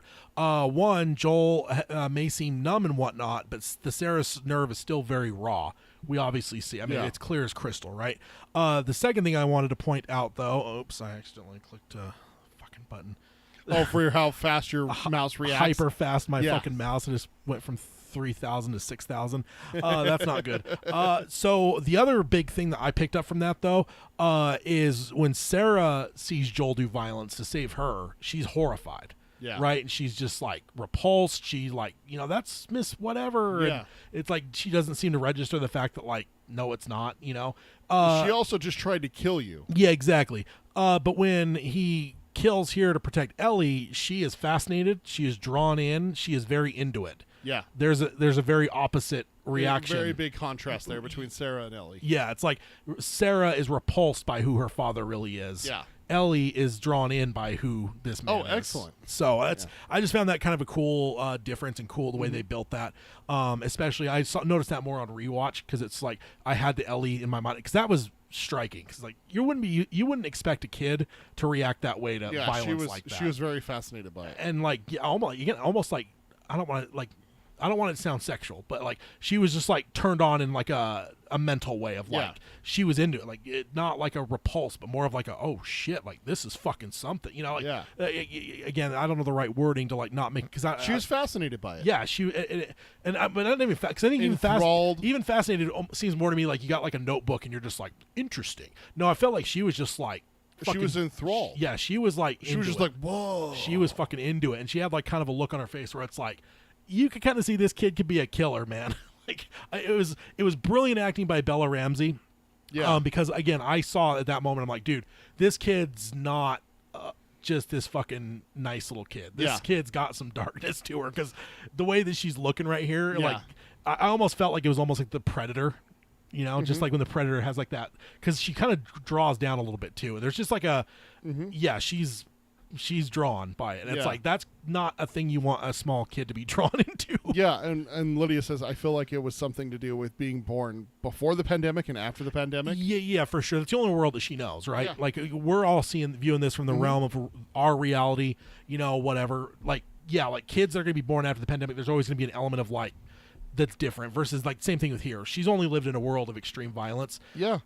It'd be interesting if we saw more kids to see if they're all that way though, or is there something I mean, unique we, about her? We kind of see a little bit in the later episode where we get the flashback with Ellie in training. We see how shitty those kids are Yeah. and everything. But did you ever get a sense of any of them that they have kind of that? I don't want to say sociopathic because that's like sadistic. but like yeah, there's almost Sadistic tendencies. Yeah, Yeah. I kind of got the feeling of that. I don't know if I got mean, that from all of them though. Well, here's the thing. Okay, so Ellie, puts the other girl in the infirmary with broken ribs? What injury was it? stitches. She Like- had like 14 stitches. Yeah, something like that. Which to see bludgeoning wise, using a fist or something, getting stitches is hard. But Mm-hmm. to make someone need 14 stitches, that's a lot. I fell off a swing set when I was like 6 or 7 and busted my head open a rock. I needed 6. Yeah. So to see someone, you hear about people needing that many stitches. I cut my chin open on a skateboard when I was like 3 or 4. Mm-hmm. Yeah. And I think I needed like 5 or 6 stitches. Yeah. So it's just 14 is a lot, especially Yes. if you're talking facial injuries. Yeah. We just talked about 2 comparisons. Yours was on the chin. Mine was back here on the back of my head, up on the top, on the Yeah. right side and everything like that. So the fact that this person needed 14 stitches, like I think that's where you kind of considerable. you can kind of see it. But that girl was, aside from that, we really don't have anything comparison-wise except for the kids in Wyoming. Yeah. Yeah. No, that's true. And, I then, guess and then the cannibal compound in Colorado. yeah. You don't really see anything like that, but these kids aren't raised in a quarantine zone. And we also have to, let me just point out this. Is there a sane quarantine zone anywhere left in the world? Every single one of them looks like they're fucking madhouses. Yeah, because I don't think that you can. If you're going to survive, you're going to fall into some bad shit. I just don't think that you can be, especially at first when it's all breaking down. I don't think you could be the communist fucking golden child that is Jackson right away. I think Jackson comes. It's the next evolution, right? It's after Boston and Kansas and all these places exist that people pull away and eventually make Jackson. That's too dark. Nobody. Jackson doesn't exist and survive right away. If Jackson was already a community and then all this shit happened, they're fucking dead. Didn't man. they start from the beginning, from the pandemic? From the very first, No, they've I been think- there for 20 years I or think, so. I think people kind of gathered there and built, but it's like Tommy and stuff. You see these people have come from other places Who and have I had think, enough of that shit. and they learned, what Yeah. other places had done. But yeah, no, I just think in general you're going to see totalitarianism. You're going to see, just absolute abuse of power. dictatorships. Yeah. Like you're not. I mean, that's the sad thing is a lot of times, when, empires fall and they become dictatorships, whether you go back to like ancient Rome, it's usually because there's some sort of threat that is causing people to like, we're going to give up all of our freedom to just keep us safe. Like Yeah. the hordes are outside the city of Rome. Well, that's Caesar, how please that's, take over. That's right? how Hitler built Nazi Germany, Yeah, right? Is so- he used fear. And yeah. They're going to come and they're going to rape you, they're going to kill you, and they're going to destroy your home. And so I think that because you're basically in a world of nothing but fear, you're only going to perpetuate bad places and strong people that want to take advantage of other people are going to end up in places of power. I think Jackson's a huge outlier to the rest Well, of the... let's look at it. Baltimore fell. We found that out from Frank. No, the other one. What's Frank's husband's name? Bill. Bill and Frank. Frank's right. Frank's right. Yeah. Frank left Baltimore because it was falling. Boston is obviously corrupt as hell. Yeah. I mean, Kansas City falls. Kansas City is one of the worst places I've ever seen in film. I mean, oh my god. Yeah. To hear about what they were doing, I kind of felt bad for like the Fedra guards and everything. Yeah. Like that. I'm like, God, what the fuck did they do? And then I found out what the fuck they did, and I went, good, you fucking deserved it, you pieces of shit. Yeah, okay. Thinking of that, though, the kids there, I don't think that kid has the same kind of killer mentality and he would be born into the world too. So I think there's something different about Ellie. I think there is something different about which Ellie. is good, right? Like that makes her an interesting character. Yes. Where it's just like something's up with her, and we find out as the series progresses. Obviously, Mike asked in the chat, I wonder if they had any anesthesia for the stitches. yeah, I know that was the worst part about getting stitches, is getting the shot in my head. So I don't remember. I was so young, I don't Yeah. remember it. But yeah, except that was the last time I ever dealt with skateboards. well, I mean, you ever get a needle in the head, it kind of tickles a little bit, just to let you know. do they start scraping your skull with the needle? Basically, yeah. Shot of whiskey and bite on the stick. So- No, it's not a stick, Mike. It's a belt. You got to bite the belt, right? So Like, that's episode 2, another absolute banger of a cold open. I remember after this wondering if every single episode was going to start with some kind of like world class fucking Yeah. opening. right. The Indonesia one. Yeah, so it's a perfect build off the cold open for episode 1. So that one was in the 1960s, and the guy is just speculating, and now here we are in 2003, and it's starting to happen. So you're basically just taking it to where it's like, hey, this is all happening now, and they bring in like essentially the same expert, but just from a different era, right?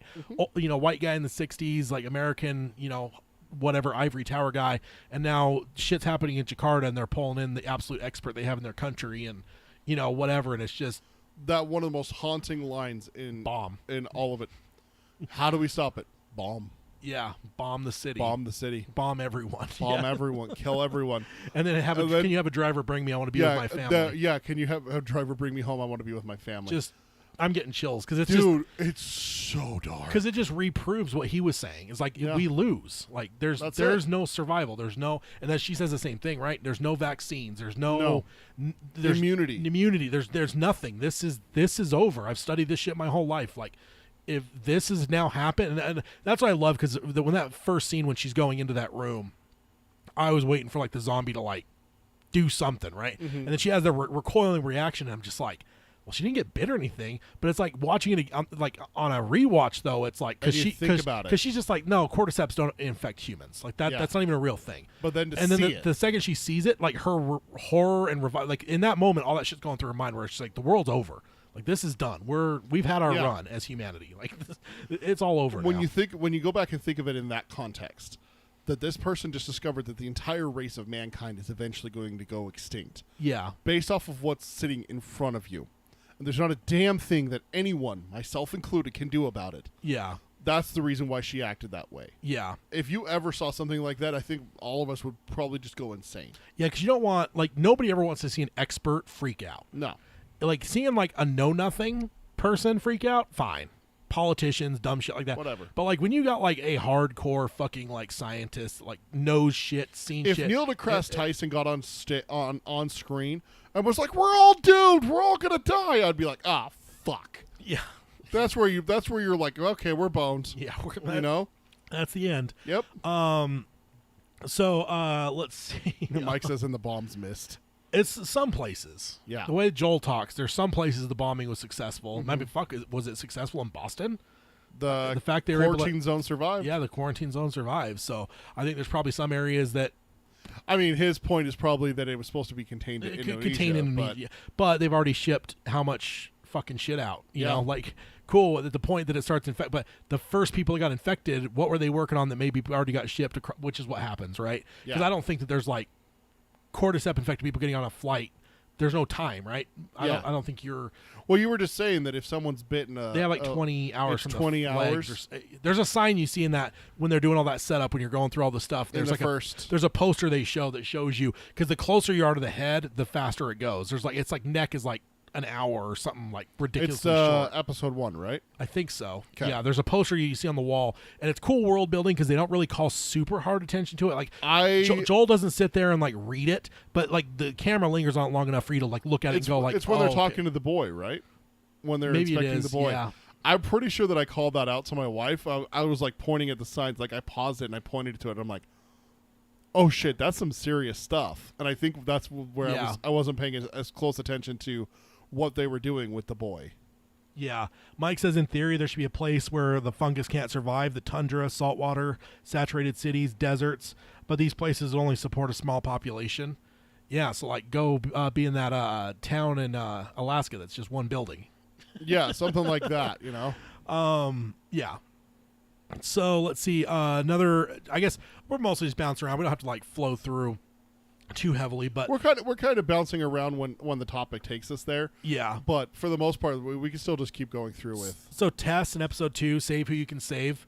That's a great line. I feel like when you heard it, it just felt weighty, and I think it echoes throughout the series, right?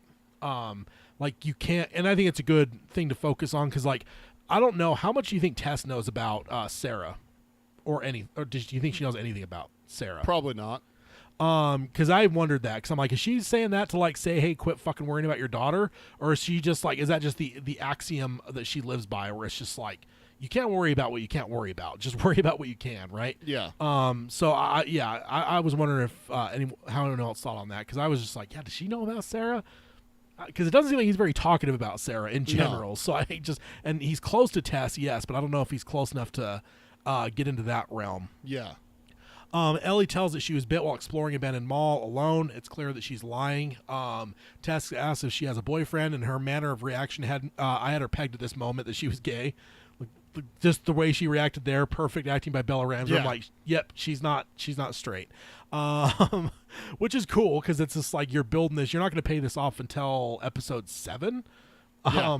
But I remember talking to someone, I can't remember who it was, but when they got to episode 7, they're like, oh man, like, you know, when did you guess that she was not, or, you know, when did you guess that she was gay? I'm like, episode 1 or 2? And she's like, wait, what? Yeah. I think it was my barber. And she's like, what do you mean? Yeah. I'm like, and I said that scene, I'm like, when Tess is asking her, like, when she's at the mall, I was like, do you have a boyfriend? She's like, just the way she answered was no clear enough where Yeah. it's just like, that isn't just like girl that's like, I don't want to admit I have a boyfriend. No, there's something else. there's something else there. So good acting Yeah. there. The hotel stuff is super endearing for Ellie. Yeah. Just the way, because I think Seeing the piano, the bell, and everything like that. And she's playing the whole thing. You know, I think it shows as much as she's got that killer instinct that we talked about for a bit. She is still a kid. I think that's the most important thing that I pulled from that scene. As much as I loved watching it, it was something to like register in my brain where it's like, okay, she is still a kid. There's still like a childlike innocence. There's kind of a whatever. And also, isn't it crazy where it's just like something like a hotel? It's like, I've never been to a hotel. It's like something that we just take for granted. Like, how many hotels have you been in your life? Yeah. Do you even consider or think about the fact that you're staying in a hotel when No. you're doing it? It's normal. It's like putting on shoes. It's just what you do when you're out of town. So the fact that she's never done something so basic is it's amazing, and her excitement is infectious. You I pulled up episode 1 just because I wanted to make sure that we got it correct. It does look like that it is a boy. He just has longer hair. Oh. I can't tell for sure, but I pulled up the sign. Report signs of cordyceps infection, coughing, slurred speech, muscle spasms, mood change. Safety begins with you. Time to full infection. 1. Neck, face, head, 5 to 15 minutes. Okay. 2. Yeah. Torso, arm, shoulder, hand, 2 to 6 hours. Leg, foot, 12 to 24 hours. Report cordyceps to authorities immediately. So worst case scenario, you got 24 hours. The guard comes in, bends down, and asks the kid. I'm not going to assume either way. Asks the kid, "How'd you get this?" and points to a bite on the leg. Exactly. So it could have been at any point. Yeah. And everything. So And I think a lot of that's dramatics too, right? Like the reason they're not showing the bite is because they want the audience that isn't like cynical like me. You know, some audience members are just going, oh, cool, this kid's saved. He made it through the fucking wilderness, and now he's in this city, and he's going to have like food and toys and all this stuff. Yeah. And then there's the body. So yeah, exactly. So it shows the leg. It shows like the pants are ripped, but it doesn't actually show that it is a bite even. yeah. So we don't even know. But then the person comes up, does the neck thing, and just holds it out of the kid's eye, and you see the red. yeah. I didn't even register what the red would mean yeah. the first time, and then it's like, And oh, it's brilliant setup because you're going to need it at the end of episode 1. Exactly. You need to understand what that all means. Yeah. So Joel and Ellie's conversation, episode 2, when Tess goes to open the jam door, I love that he says pass to a number of questions. Yeah. Like it's pass, just, pass.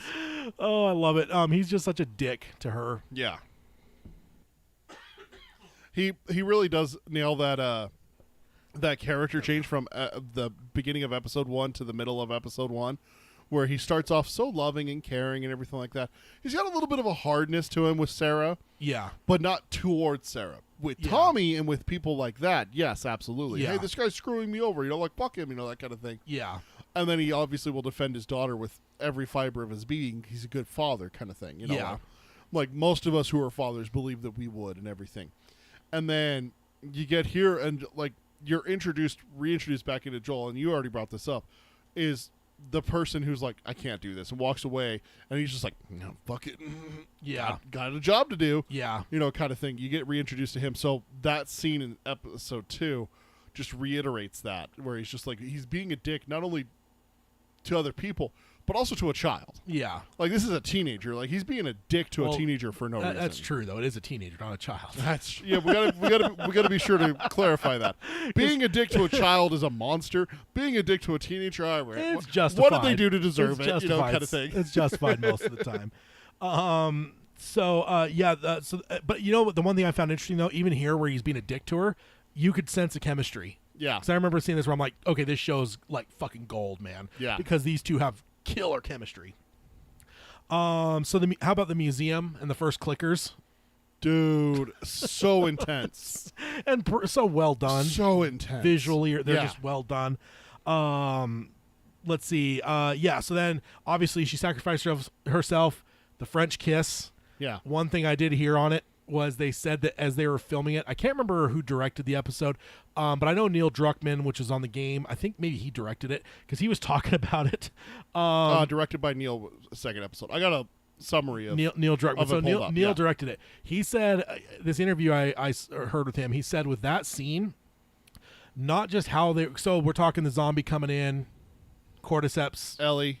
No, Not Ellie. Tess. Tess. But basically he said that not only did they want that to feel uncomfortable in that way, but he's like, I specifically chose shots that were reflective of what you'd see in like a romantic comedy Yep. of two people making out. Like he's like, so the camera placements and stuff, he's like, I did it in a way to make it even more feel like this is like a romantic, intimate scene. And I think that made it even worse. Like, Yeah. if it would have just been like the horror thing where it's like up on the mouth, it would have been bad. But to play it, See her face and and everything.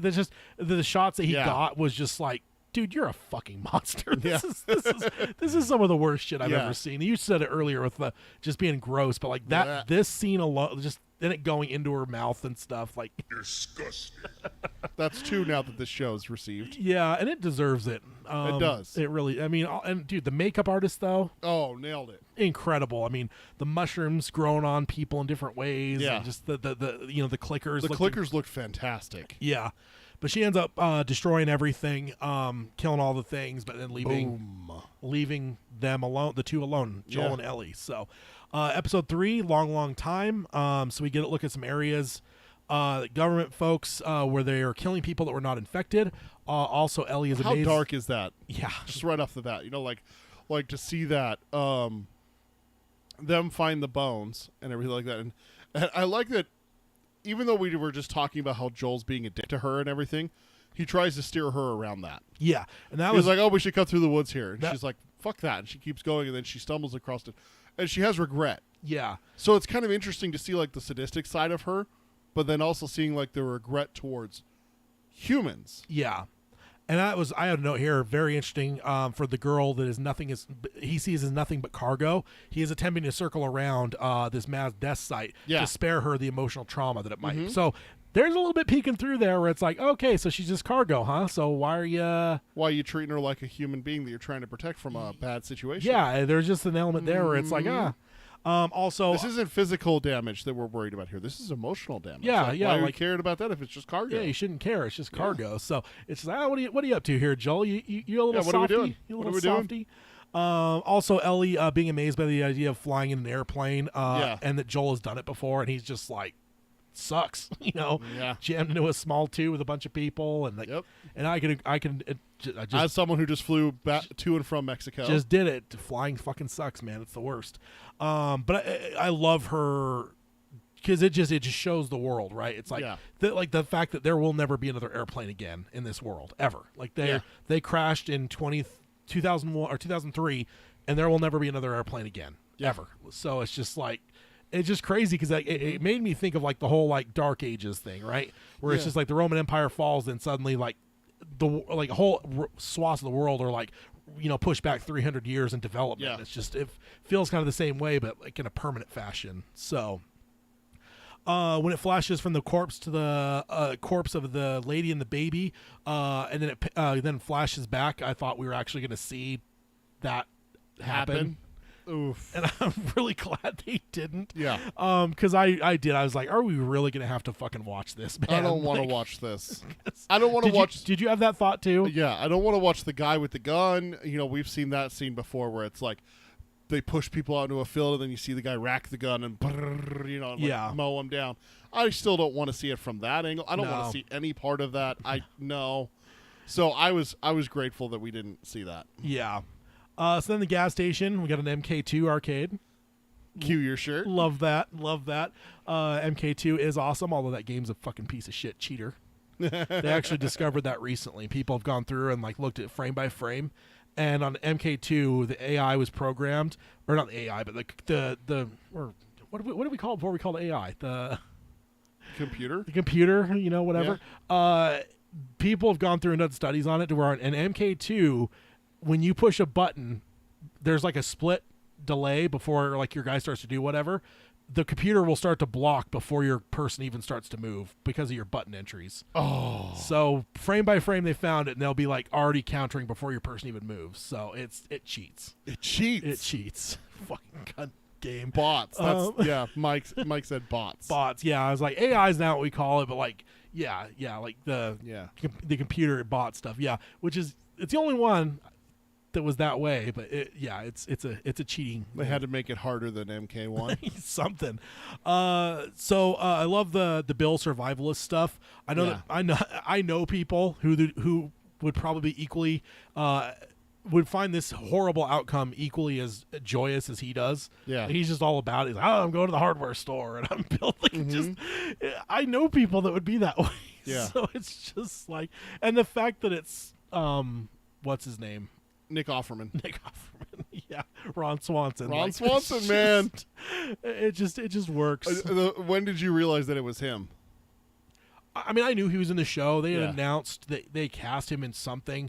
I don't know anything about the show, so even if they had announced that he was Bill, I wouldn't know what the fuck that meant. But I remember hearing that Nick Offerman was in it. So I think the second he talked, I was just Yeah, like, the second he talked, I'm like, and my wife's like, what? I'm like, he's like, hold on, not hold today, on. you And then, jackbooted thugs. yeah, you jackboot thugs. And then like he came up from downstairs. She's like, it's Ron.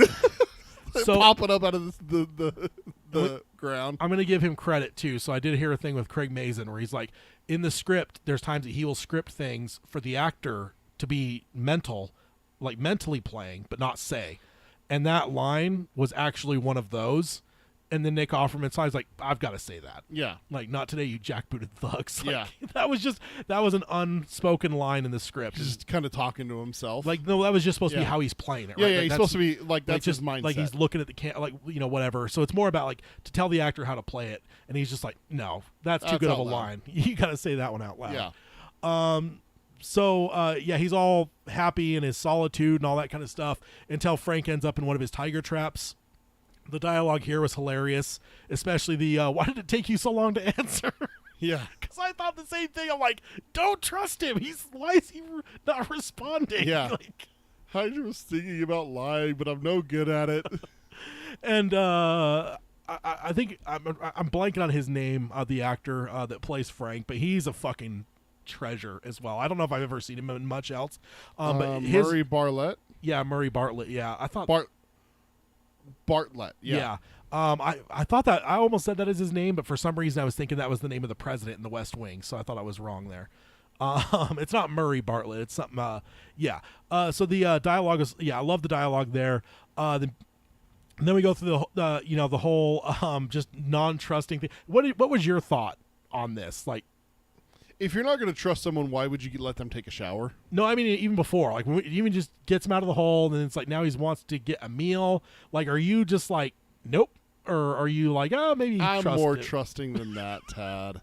You are even in this situation. Because I was like, I wouldn't fucking let him in. He might be infected or You just like it's that way, and you just send him on his way. yeah. I was just like, you got to be careful, man. You know me. I think the problem is that for me, I tend towards the belief that one person by themselves eventually is going to get got. Like if like what happens to Frank? I mean to Bill.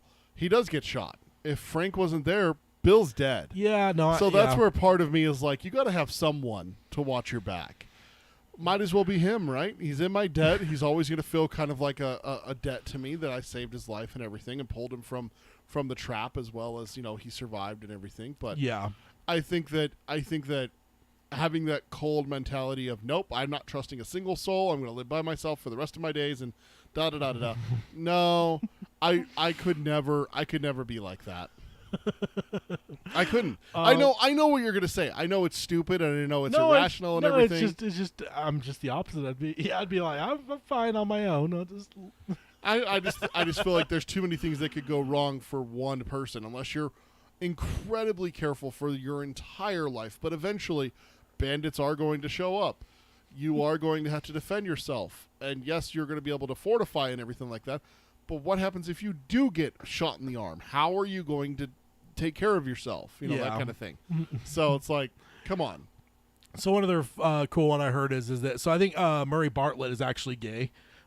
So they told him, they're just like, so you could play this however you want, in terms of like when you suspect that, you know, Bill is gay as well. Yeah. He's like, it's totally up to you. Just figure out what you think is the right time for your character to like lock in on it. Yeah. You know, and it's like it's a normal thing, especially he's an older guy, so he's been around in the pre-enlightened era, you know, so he had to deal with like probably coming on to dudes back in the day not knowing if the guy was actually gay or not. Right. I mean, we're talking 2003 here for gay men. So I'm even talking the actor. So the actor's oh yeah, true. No, like, but like he lived in the he 2000s. lived. No, that's what I'm saying is he lived in actual 2003 when it was. Oh yeah, like, that's to come true. on people. Yeah. So he knows. And they end up asking him like after the scenes were done, like, so when do you think you played it? He's like, immediately.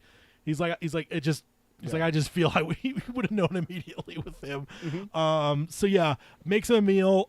They make some jokes about the fact that he knows the wine to pair with it and stuff. And Bill says that, you know, probably don't seem like the type, and Frank's like, no, you seem the type.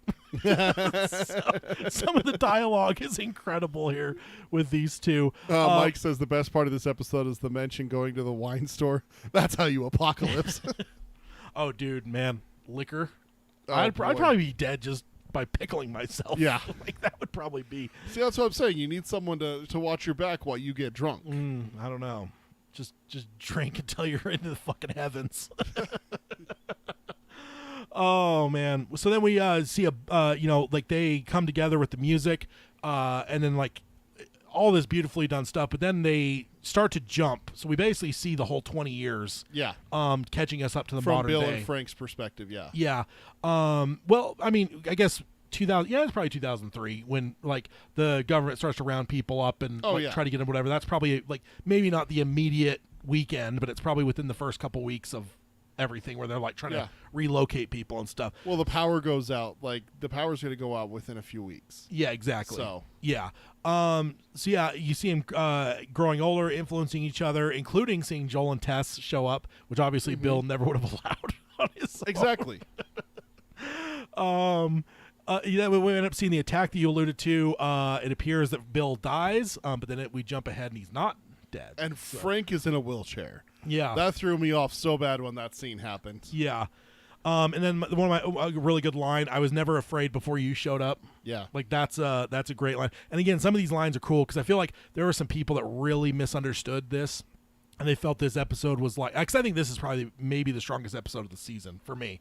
But there's people that like shit on this episode and stuff, and they're just like, oh, it has nothing to do with anything. I'm like, dude, this is like the subtext of the entire fucking series. Like everything that we're building with Bill and Frank here is to convey, you know, like that line. I was never afraid before you showed up. Needing like, someone. Yeah, you need to be like whatever.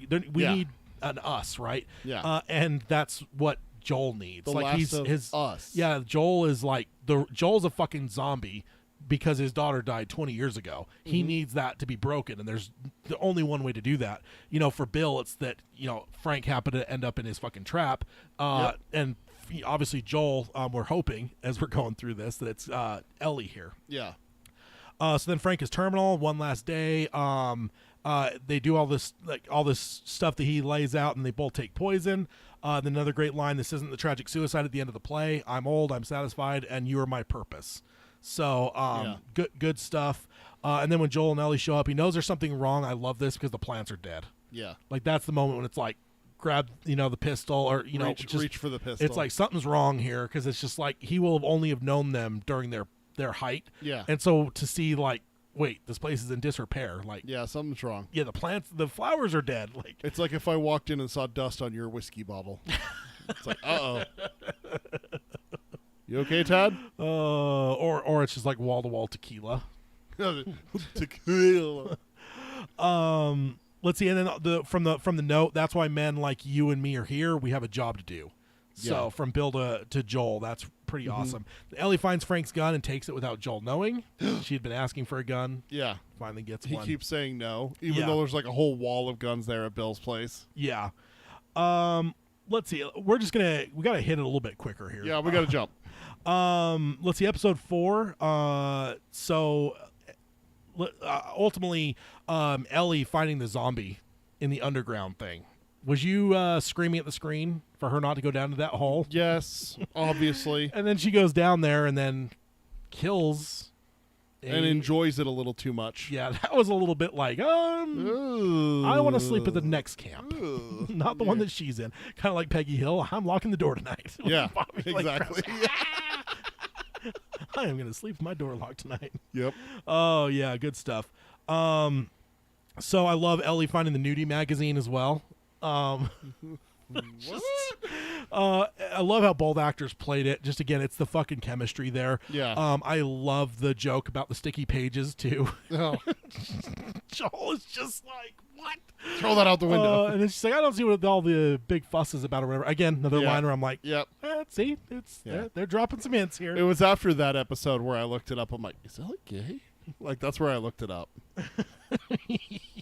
And Bella Ramsey is just let's just get Bella Ramsey and Pedro Pascal and just put them in every thing together. Yeah, let's just go.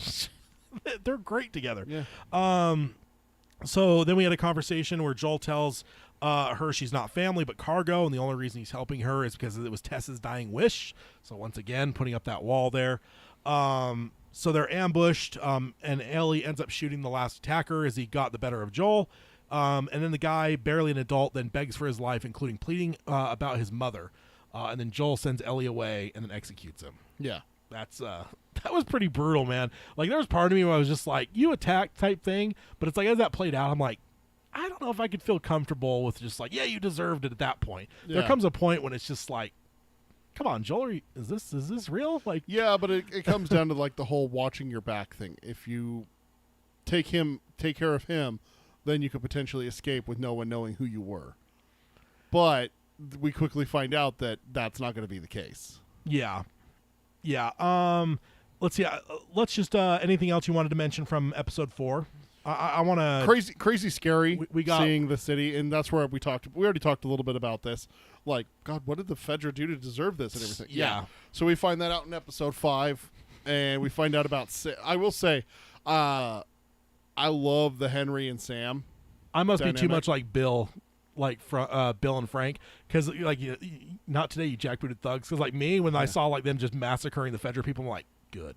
They not even that I knew why, but I'm just like, they're Fedra. Everything I've seen so far of Fedra, they're fucking fascist cunts. Like, they deserve this. Like, even if they didn't, I thought they deserved it. You know, like they were thinking that they deserved it because they're trying to keep people safe and they're doing martial law and stuff like that. I'm like, God, that's kind of harsh. Like, you know, maybe jail them and try to rehabilitate them into being normal human beings and stuff like that.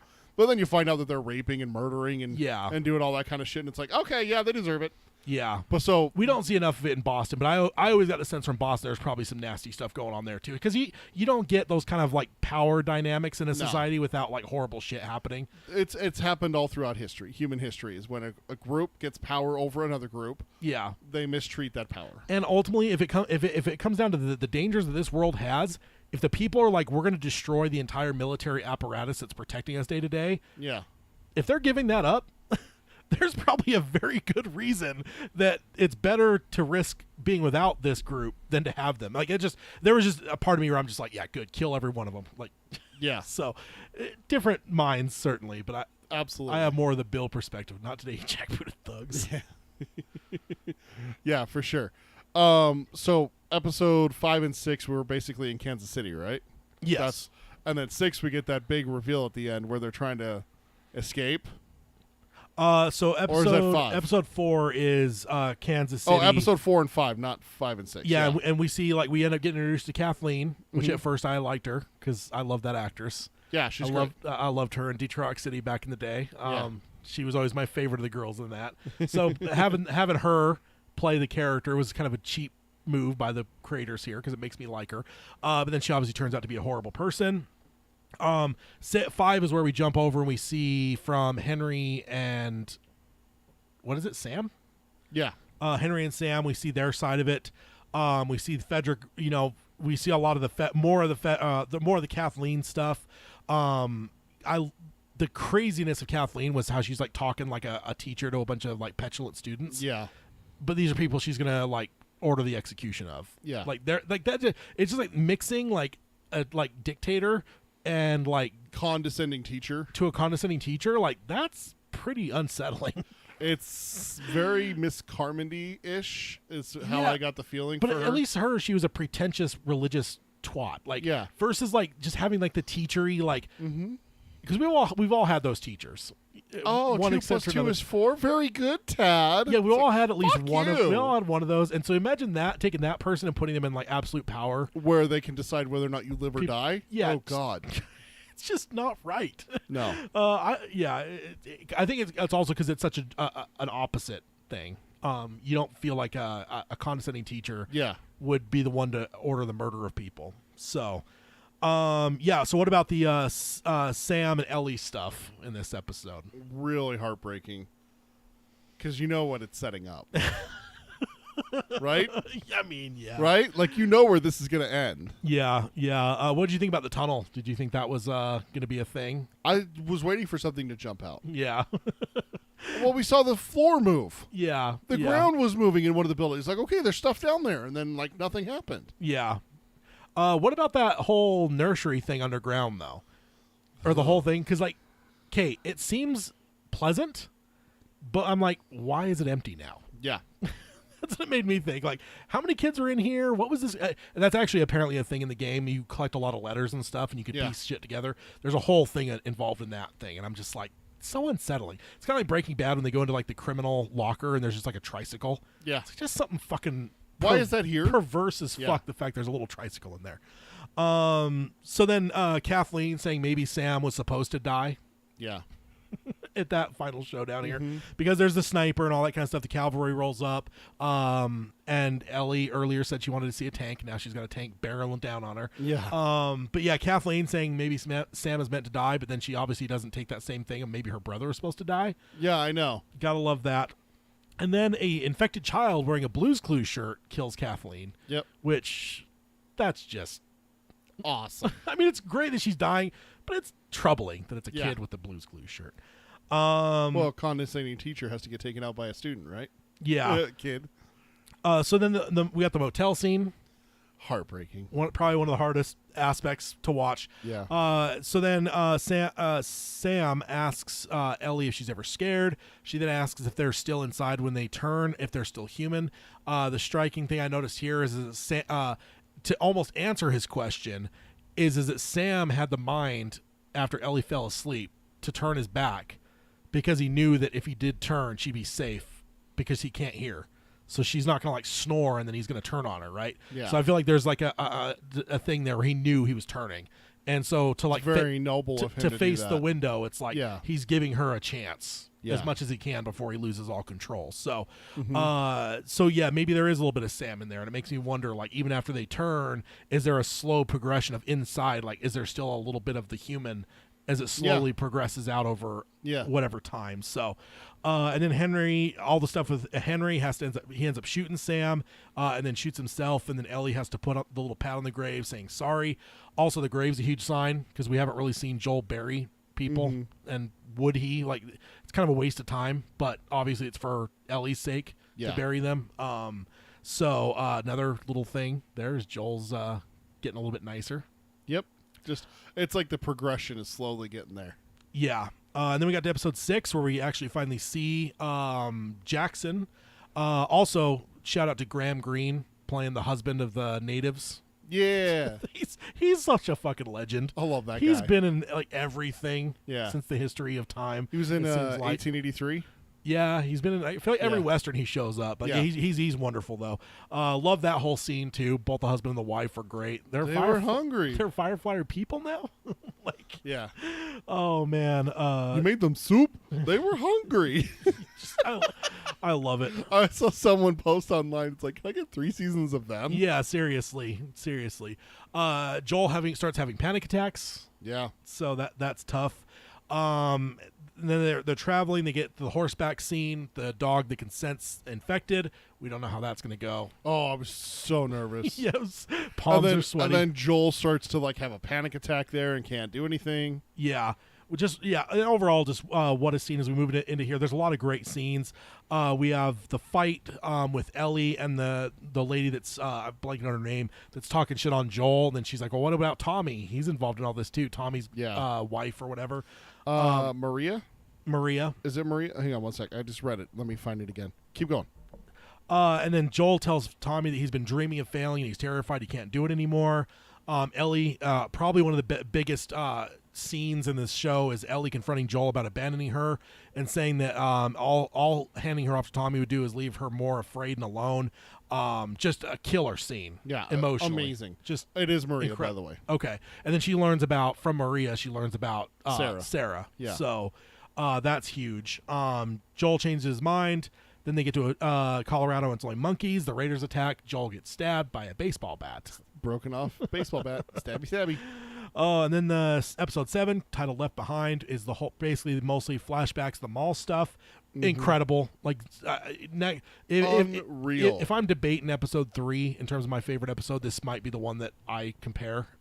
Just great episode. These two, the chemistry they had was incredible, right? Yeah.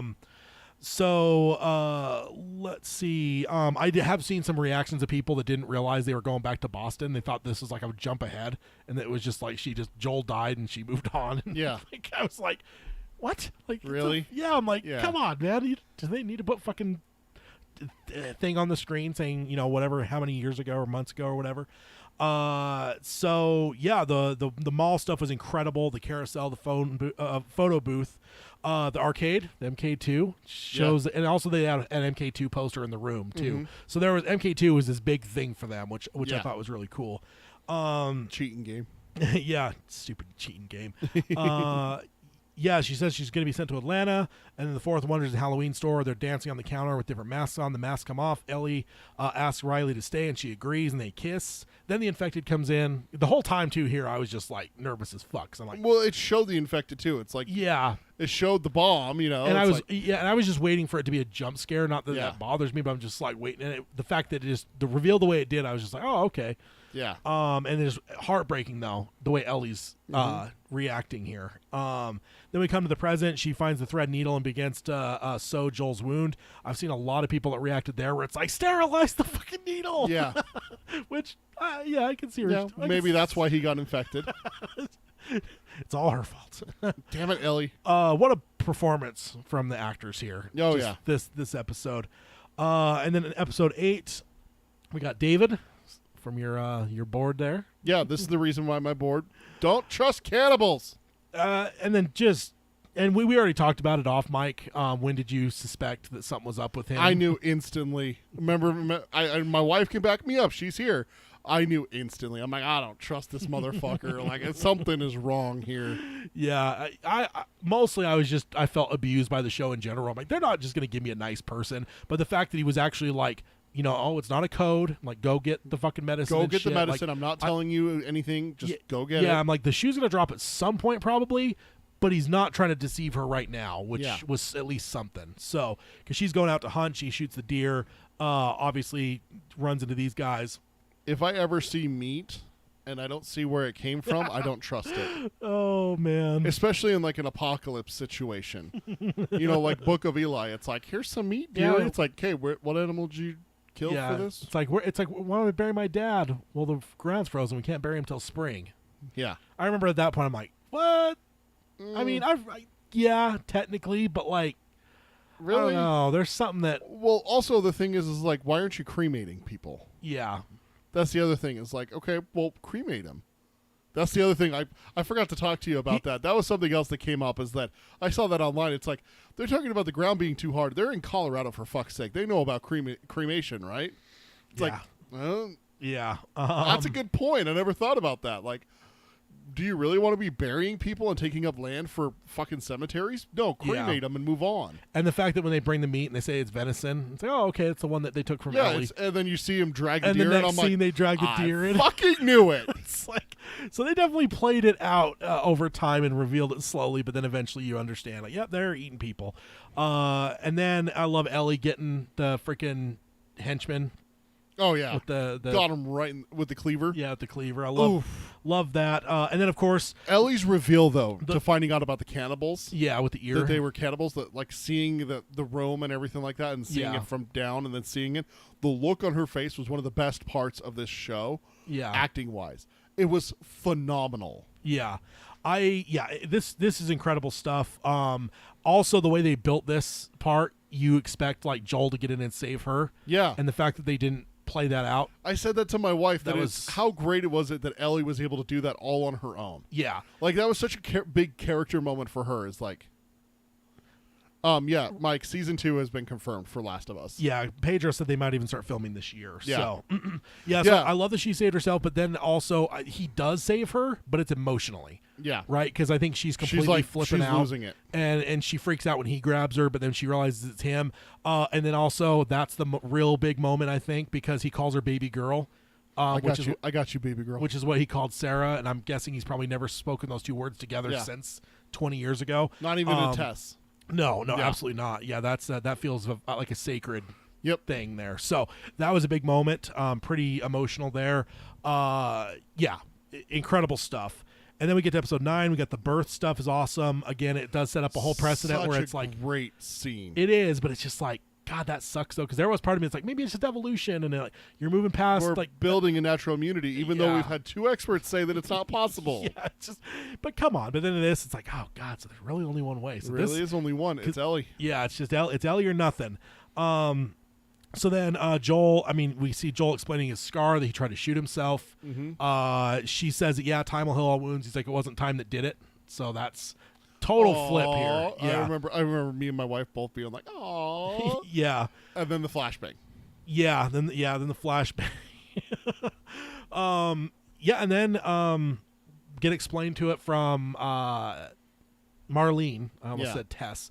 From Marlene, it is made clear to us through Joel that you're going to cut into her brain. And I think there's been some people that, like, I've seen do reaction videos where they're just like, oh, brain surgery seems really risky and stuff. And I'm like, yeah, they're going to fucking kill her. They're There's autopsying her brain, guys. there's no way that she survives. But there are some people, not everyone, but there's some people I saw that didn't seem to grasp the full weight. They saw, oh, it's risky, but it's like, no. no. Yeah.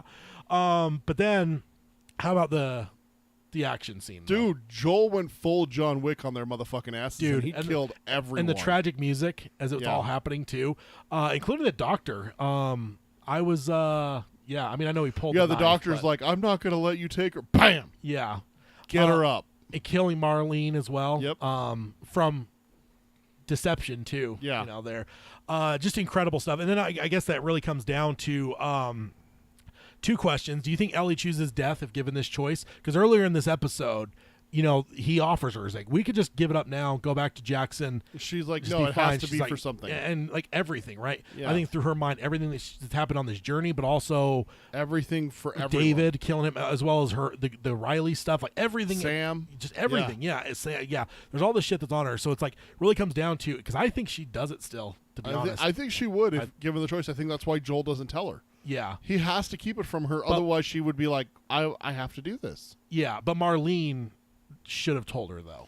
Absolutely, it should have been her choice. And Yeah. Marlene, honestly, why didn't Marlene just tell Joel that? Yeah, Even if she didn't tell Ellie, she should have just told Joel that and been like, Joel, look, this is what she wanted. yeah. I gave her the choice and she chose this. And Joel, of course, would have been like, well, I want to hear that from her. She's like, too late. She's already under. yeah. You know, that kind of thing. Yeah, so there's some villainy from Marlene, but yeah, Joel kills everyone. Takes her. I don't think that she believes him. I don't think so in the either. car when he's telling the story. I think that's why she questions him. And then even there, I believe that when she says, "Swear to me that everything he said is true," and he says, "I swear," I still don't believe if she believes him. I think it's more of a matter of, fine, I'll take your answer, but I know Yeah. you're full of shit type thing. Yeah. Because, like, there's only two ways to go about that. You don't Oh. believe him, so you either say, "Fuck you, you're a lying cocksucker," and it's the end of it all. Or you you- just grin and bear it for now. You're also out in the middle of nowhere with him. I mean, Yeah. they're driving back to Jackson, Wyoming from Utah, which we both have grown up in Utah. We know there's not fucking much in between here and there's there. Fuck all, yeah. So, big one. Joel, right or wrong? So, Neil Druckmann said before the game was even released, they had, like, the beta tests and stuff, and they had, like, friends and family that would play through the game, and he said that single people, everyone said Joel was wrong. Anyone that didn't have kids, and maybe not even just single, but anyone that didn't have kids said Joel's 100% wrong. And he said with parents that had kids, it was a 50-50 split. So, Am I going to? So do I have to answer? Was he right or wrong? That's the only answer I can give. yeah, like, basically, because that's what it comes down to. At that moment, it doesn't matter about what Ellie knows. He has a choice. I either let them put me on the freeway and I go back to fucking my brother, and Jack go back and fucking hang out and And pig farm and live to- the rest to of my grow life in bacon. Jackson. Or, basically damn humanity for good. Again, he doesn't know the same certainty that we do that there will never be another Ellie. Yeah. There won't. We know that he doesn't, so maybe there's that little bit of break for him. But ultimately, when it comes down to it, was Joel right to go through and basically save her? Yes, Yeah. he was. Here's the reason why. They didn't give her the correct information. If Ellie's going to sacrifice herself, it needs to be on her own volition and everything. Where Joel went wrong is when he started lying to her about the rescue and what he did. Yeah. and That's where I believe it is, and I know that's not exactly the answer that we're looking for, but I think that it's too cut and dry, too black and white to say, was he right, was he wrong? He was right up until the point he started lying to Ellie. At that point, he's wrong. But if you're going to murder someone, they don't know it was going to work. and people that were surrendering and shit too. 'Cause Yeah. he is fucking brutal. No, he man. is. He's He like- is. And the thing is that the thing I'm going to talk about is just the Fireflies perspective. The Fireflies basically fucking lied to Ellie to get her under the knife. They lied to her. Yeah. They said, this is going to save mankind. We're going to put you under. We're going to do an exploratory. You're going to be just fine.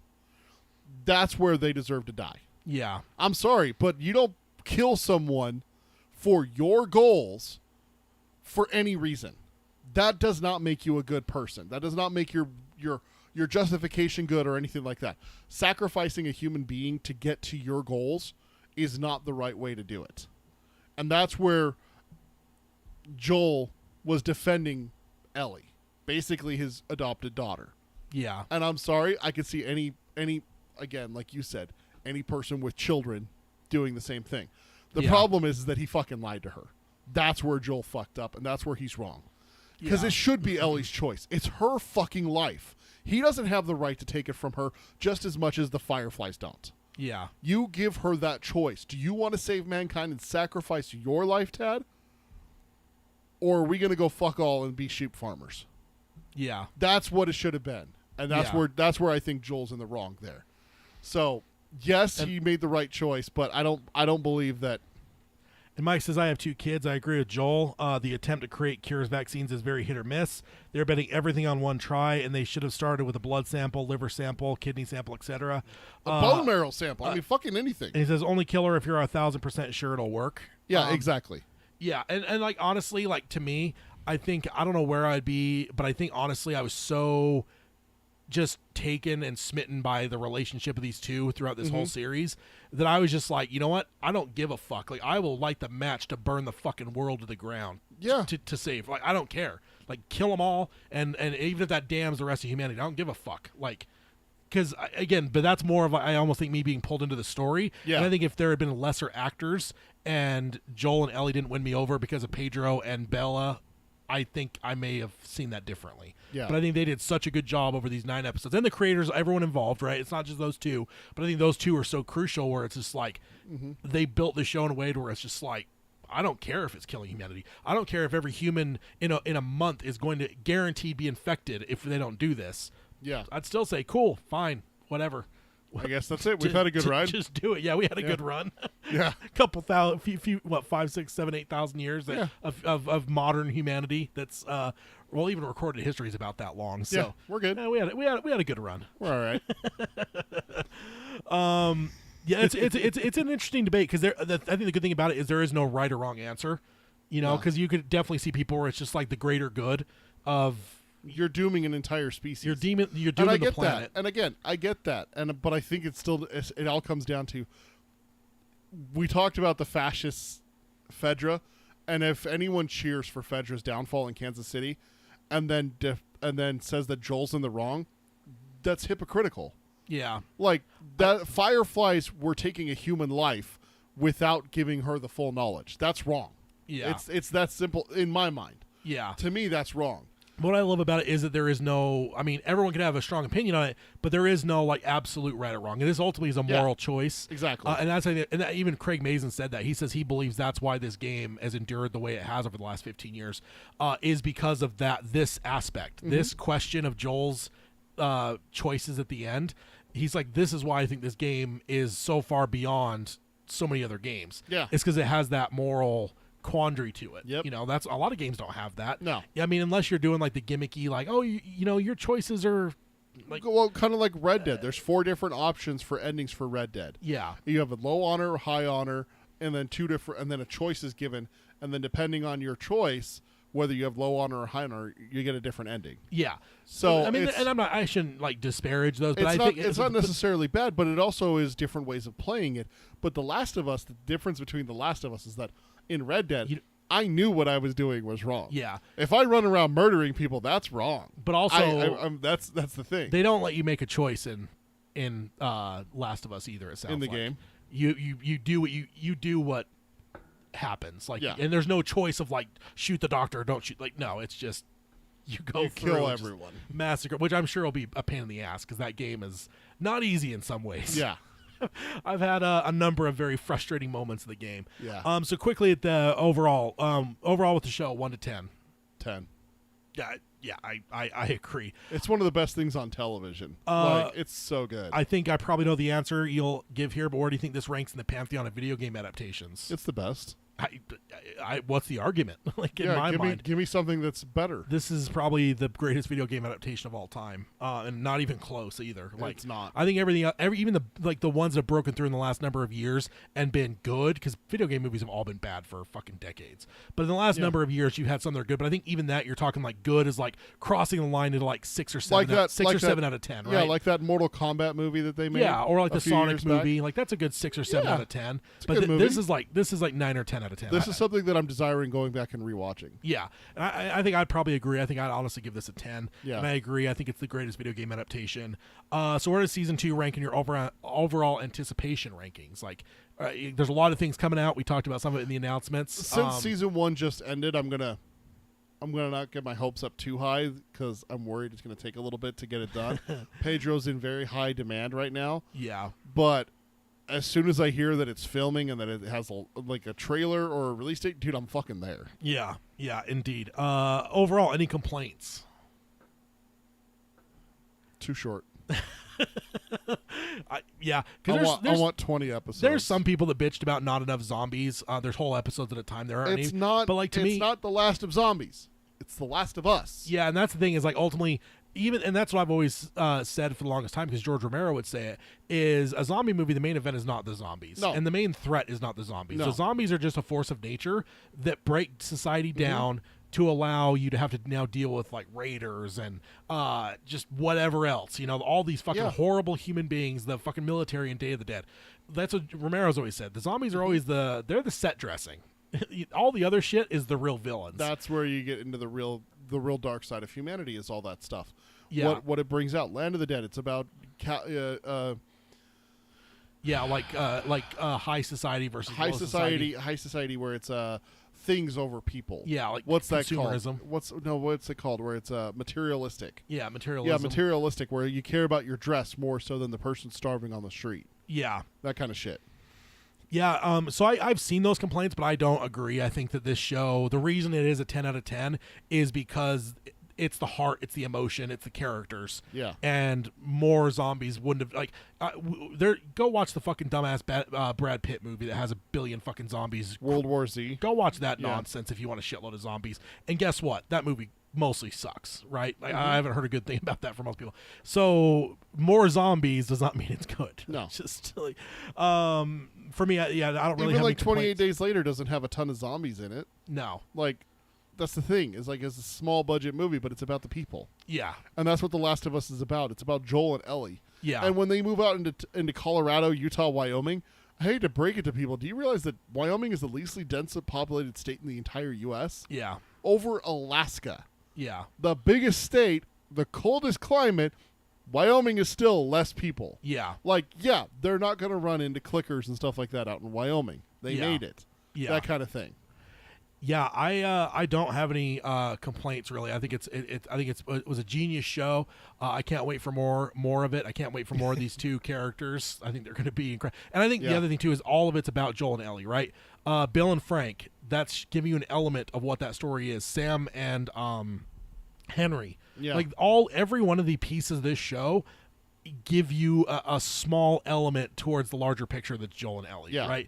Like, I think that's what some people maybe if you're crying about not enough zombies, I think that's maybe what you're missing is that it's the people that are basically coloring this whole fucking broad thing to show this giant picture at the end where you could look at it and realize Joel saw how Henry reacted to killing Sam. He has to think about that. Like, I'm turning into this. Like, the way me and Ellie are, he wasn't fully there yet, but he understood he was going that direction. He's like, I just watched this guy kill himself because he had to kill his brother. Yeah. What's going to happen if I have to kill her? Am I Yeah. going to kill myself? Yeah. Like, so there's all these elements of it and stuff that, the lady in Kansas City lost her brother. yeah, Look how she turned out. exactly. So, Yeah. there's There's all these different hints at, like, if one loses the other kind Yeah. of thing, what's going to happen? But I mean, we don't have time to get into it too deeply, but what would happen if Joel had lost Ellie at the end? God knows, man. I think he kills himself. I think everyone in the world would be better off if he killed himself, because if Yeah. he didn't, that's a bad motherfucker. That would be I don't think there would be any fireflies left in the world. no, it'd be like Tombstone. It'd be going town to town and finding every firefly. You a firefly? Bang. Kill him, yeah. You a firefly? Bang. You a firefly?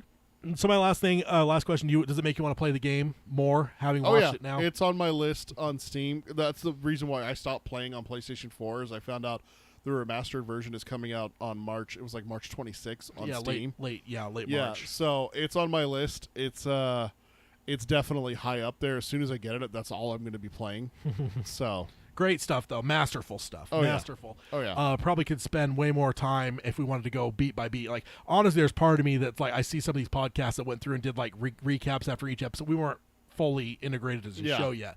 Like, dude, I could have done that for not a lot of shows that I can go like episode per episode and do full episodes. And not that that's the way the show's built anyway. But Yeah. this is a show that would have been good enough to probably justify it. But, Absolutely. so that's to close up shop. We want to talk about emails. If you want to email us, maybe tell one of us we were right or wrong. Maybe give your opinion on how you feel Joel's choices were. Send those emails at peter@geekeryabides.com or tad@geekeryabides.com. And remember, Tad is TADD. That is the way to contact the show. Let us know what you think. One thing also is that while we feel the way that we do, this show is going to be one of those shows that there is no shame in disagreeing with us. We're not going to be those kinds of hosts. It wasn't that way on our other show either. Yeah, agreed. So if you have a different take than us, feel free to chime it. in. Yeah. We want to hear it because a lot of Tad's done this. Tad's turned my mind on certain things. Yeah. I've convinced Tad of certain things. We're open-minded. So we're Yeah. not going to close the door on people who disagree with us or take a No. different stand than us and say that something sucks or anything like that. Not at The only all. thing that we don't take to is just outright bashing for no reason. Yeah. Oh, it sucked. Anyone who likes it is stupid. That kind of stuff. That's Yeah. too negative. There's no place for that. But if you want to come in and have an actual criticism, an actual conversation, feel free. And like Tad with said, real points too. Like Yeah, exactly. if you have real discernible reasons that you didn't like the show, or like maybe there wasn't enough zombies and you think that hurt the show, let me know and give us the reasons, because I love that stuff, man. That's what to me that's what geekery is all about. Yeah. There's nothing I've loved more over the years than like hanging out with you and talking Star Wars and Oh, yeah. debate and shit. Maybe even getting so heated in our debate that people think we're going to come to blows. we've had and people shit. physically step in between us, and we're like, "What? You guys are about to fight?" No, we're not. No, we're just talking We're Star just Wars talking here. Star Wars. So yeah, that's this. The other thing we wanted to do, and I will click the slide over, but it's your next episode. Let's go ahead and talk about what's coming up next time on episode 6 in a fortnight. How awesome would it be if we got an HBO series for Red Dead Redemption 2? Jack Black just said that. I know, He said right? he said just today he said in an interview, he's like after watching Last of Us, he's like, who the fuck's gonna get on Red Dead Redemption and get that adapted? And the funny thing is that we've had people talking about it. Henry Cavill is one of them. I mean, as long as Craig Mazin finishes up The Last of Us to and go then and do hops on Red Dead, I'm perfectly fine with that. But I can tell you right now, we're going to Dreamcast Red Dead Redemption 2. I'm going to put together a list. Tad's going to put out what he thinks. We're going to do the Dutch Vanderlyn gang plus a couple other characters. But basically, it comes down to is, who do you want to see playing Arthur? Yeah. What about John Marston? Yeah. So tune in. And the big question: where does Gary Oldman fit? Of course, because that's going to be something that always happens with us Yes, here for at me. Geekery If you ever get a Dreamcasting from me that doesn't have Gary Oldman, it's because I specifically decided, you know what? Because it's too obvious, I always put Gary Oldman in. I'm going to leave him out this time, because I've done that. A couple of our Dark Tower ones, I've been like, I'm not doing Gary this time. I'm going to put myself in a challenge and not do Gary. Yeah, Oldman. it's a handicap. Yeah, it's a handicap. Because if I'm not doing that, Gary will be in everything, because Gary can be anything, because he is the greatest actor of our time. He is amazing. So he will be in mine. He'll be in mine I don't too. even know where, but he'll be there. He'll be in mine. Even if it's just Arthur's horse, like he, Arthur's hat. The one he pulls out and puts on John. he'd win an Emmy for it. Yeah, he would. So, yeah, that's what we're going to be doing next time is just a Dreamcast. We're doing like an HBO series like this where it's going to be 10 to 12 episodes kind of thing, playing through the Red Dead Redemption 2 story. Because there is actually talks about it, and I'm excited to cover that as well. Dude, and the thing is like everyone's so in love with Red Dead 2. What So about it's Red like, Dead? yeah, if you're adapting, like Red Dead 2 is a prequel, so ultimately you'd probably Exactly. start with 2. But dude, there's like probably 6 seasons worth of Red Dead if you were to do it a full like. If you want to do it right. Because you telling me that just Red Dead 2 is only one season, you could probably do two or three seasons. I think of that if you did just the story missions, no side stuff whatsoever, you could fit it in one season. That's the magic. Again, of it, though. we're going to talk about this in a fortnight. Let's not get ahead of ourselves, Mr. Baggins. I'm just saying that's a long be show. hasty. That's a long show for people. Don't be hasty, But yeah, Frodo. so that'll do it for this episode. Had a lot of fun talking The Last of Us. We're talking Red Dead next time, which is interesting because I actually was like worried going into this because we both love games, but I was worried that we wouldn't get a lot of game conversations just because I don't think we're as heavy gamers now as we were 15 years ago. So I'm kind of glad that we've already getting 2 back-to-back video game. I figure well, this isn't a video game technically. This is It's the an show, adaptation of the video game, Yeah. and the next one's also an adaptation of the video game. But I mean, that's the highest praise, right? Yeah, exactly. That Is seeing it get adapted properly, like The Last of Us was.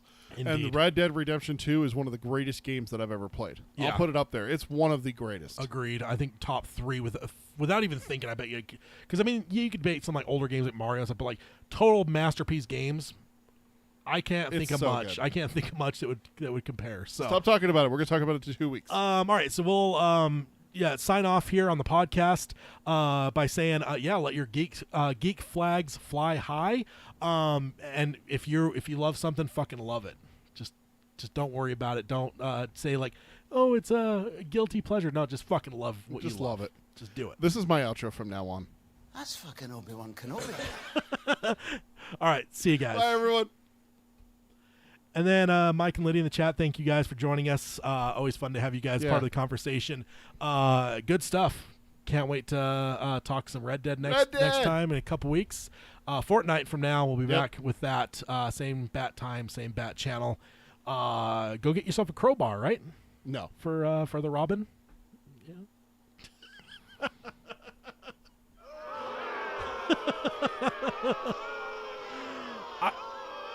I definitely would have voted to kill him too if I was there back in the day. Shame. All right. Shame. On the YouTube side, see you guys. Bye, everyone.